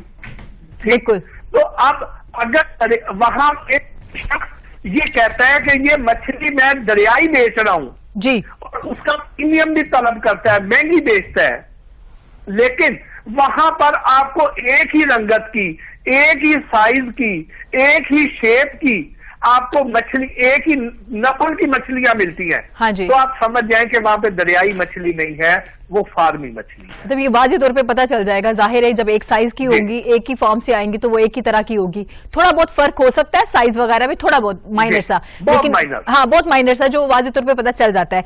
मोहसिन साहब, ये तो आपने बता दिया कि कच्ची मछली खरीदने का तरीकाकार, लेकिन उससे पहले जो आपने बैकग्राउंड पे स्टोरी बताई है ना, तो मेरा ख्याल है पहले स्टेप के बाद तो लोग बड़ी मुश्किल से दूसरे स्टेप में आएंगे इस डर से से। लेकिन अगर अब बात करें, क्योंकि हमारे यहाँ पकी हुई मछली बहुत ज्यादा बिक्री होती है, कच्ची कम, मेरे ख्याल में पकी ज्यादा बिक्री होती है, ट्रीट के तौर पे लोग जा रहे होते हैं और खुशी खुशी जा रहे होते हैं, तो वहां पे कैसे पता चलेगा कि आया जो मछली हम खा रहे हैं वो ठीक भी है या नहीं, क्या वो फ्रेश भी है या डेड है, किस तरह की मछली हम लोग खा रहे हैं, क्या उससे भी कोई पता चल जाएगा हमें?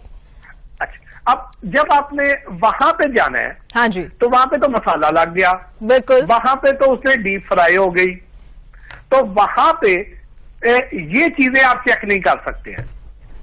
ये जो चेक करेंगी, ये फूड अथॉरिटीज चेक करेंगी कि बैक एंड पर उनके किचन में, उनके प्रोडक्शन एरिया में किस क्वालिटी की मछली मौजूद है। ठीक, लेकिन जो एक आम कस्टमर को चेक करना है, हाँ वो जी, क्या चेक करना है जी, उसे ये चेक करना है कि वहां पे ये देखे कि जो ऑयल है, क्या यहां पे खुला ऑयल तो नहीं इस्तेमाल किया जा रहा। जी, ठीक है, क्योंकि आमतौर पे इसमें मछली में ऑयल की कंजम्पशन बहुत ज्यादा होती है, तो यहां पे जो ऑयल आता है वो ऑयल पंजाब में तो अब चूंकि खासी सख्ती हो गई है, हाँ जी, यहां पे खुला कुकिंग ऑयल अब नहीं बिकता।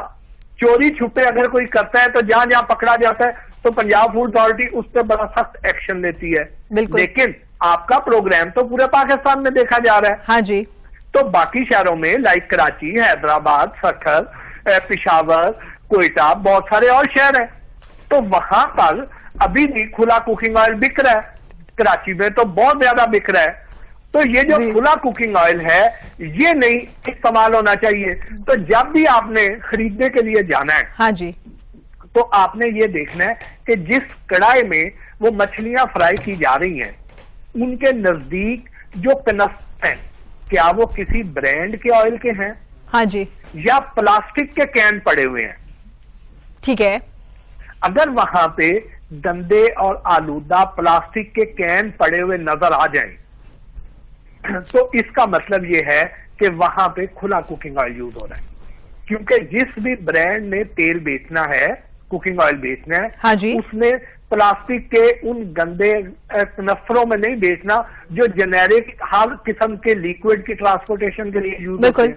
बिल्कुल ऐसा है, उनके तो अपने ब्रांडेड, अपनी पैकेजिंग उनकी खास है। जी, ठीक, और वो भी को 10 किलो या बड़ी आधा 16 किलो की, 20 लीटर की, इससे ऊपर की पैकिंग नहीं है। लेकिन ये तो 40-40 लीटर के भी वहां पे कैन पड़े हुए हमें नजर आते हैं।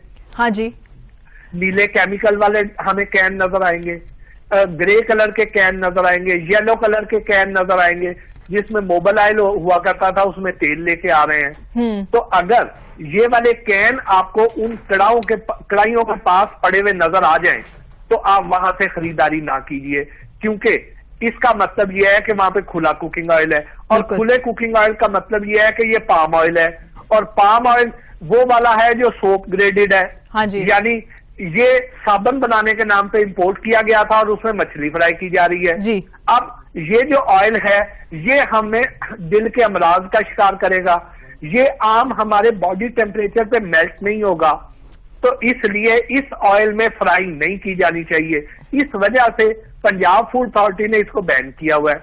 हाँ जी, लेकिन मोहसिन साहब जैसे आपने कहा बैन किया हुआ है, हमारे यहाँ काफी फेमस ब्रांड भी है मछली को लेके जहां पे लोग ज्यादातर जा रहे होते हैं, तो मैं आपसे पूछना चाहूंगी, क्योंकि लोग आपकी बात को काफी ज्यादा सुन रहे होते हैं, मान रहे होते हैं, जब भी फूड की कोई बात होती है तो गूगल करके आपको निकाला जाता है कि उनका प्रोग्राम देखे आपको अंदाजा हो जाएगा कि कौन सी चीज कहाँ पे मिल रही है और बेहतर मिल रही है। तो आप क्या समझते हैं कि अभी लाहौर में, पंजाब में जो ऑयल इस्तेमाल किया जा रहा है फिश को फ्राई करने के लिए, किस हद तक बेहतर है, अच्छा है? आप जा सकते हैं, मैं नामवर ब्रांड्स का जिक्र कर रही हूँ।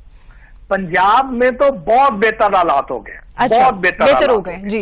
जी, यहाँ पे आपको इस तरह की शिकायत कोई चोरी छुपे करे तो वो है, अदरवाइज वैसे नहीं है। लेकिन अगर आपको भी कोई ऐसा बंदा नजर आ जाता है तो आपको चाहिए कि फौरन गूगल करें, पंजाब फूड अथॉरिटी का नंबर ले और उनको कंप्लेंट करें और उसकी लोकेशन दे दे। बिल्कुल ठीक है। अच्छा, अब एक तो आपने निशानी ये देखनी है, दूसरी निशानी ये देखनी है जो पंजाब वालों को भी देखनी है। ठीक है, ठीक, क्योंकि वो क्या करते हैं कि ये जो ऑयल है जिसमें फ्राइंग की जाती है, इसकी एक खास उम्र है। यानी अगर उसमें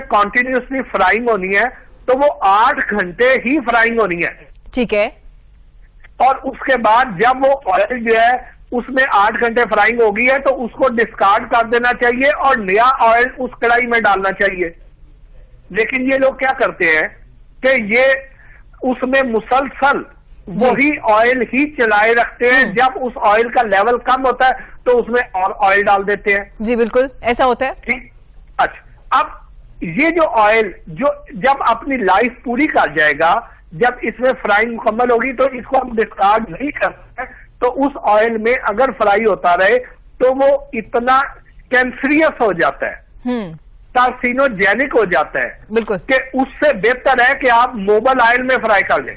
जी ठीक है। तो इसलिए उस ऑयल में फ्राइंग की इजाजत नहीं है। इजाजत तो नहीं है, अब ठीक एक है। आम आदमी कैसे उसे चेक करे? हाँ जी मोहसिन साहब, मैं चाह रही थी कि इस पे डिटेल पे बात होती क्योंकि प्रोग्राम का वक्त कम है। मैं चाहूंगी इसको आप वाइंड अप करें और थोड़ी सी निशानियां भी बताते चले जाते जाते। जी उसमें से यह है कि अगर उस ऑयल में से धुआं निकल रहा है, एक तो उस आग का धुआं है ना, हाँ जी। अगर उस ऑयल में से धुआं निकल रहा है और वो ऊपर छत के ऊपर जम रहा है तो इसका मतलब यह है कि वो ऑयल ठीक नहीं है। ऑयल ठीक नहीं है, वो ऑयल कैंसरस हो चुका है, अब उसमें फ्राइंग नहीं की जानी चाहिए। अगर आपको ये नजर आता है तो वहां से खरीदारी ना करें। ठीक हो गया। ये वो कुछ निशानियां बता दी हैं मोहसिन साहब ने कि जब भी आप जाएं पकी हुई फिश खाने के लिए भी, तो ये 1-2 चीजें जिनको इन्वेस्टिगेट कर लीजिए, अपनी सेहत के लिए आसानी हो जाएगी। बहुत शुक्रिया मोहसिन साहब, आपके कीमती वक्त का। दोबारा फिर से एक सेशन रखेंगे आपके साथ, डिटेल में इस पे बात करेंगे। इसी के साथ ही इजाजत, अपना रखिएगा बहुत ज्यादा ख्याल। अल्लाह हाफिज।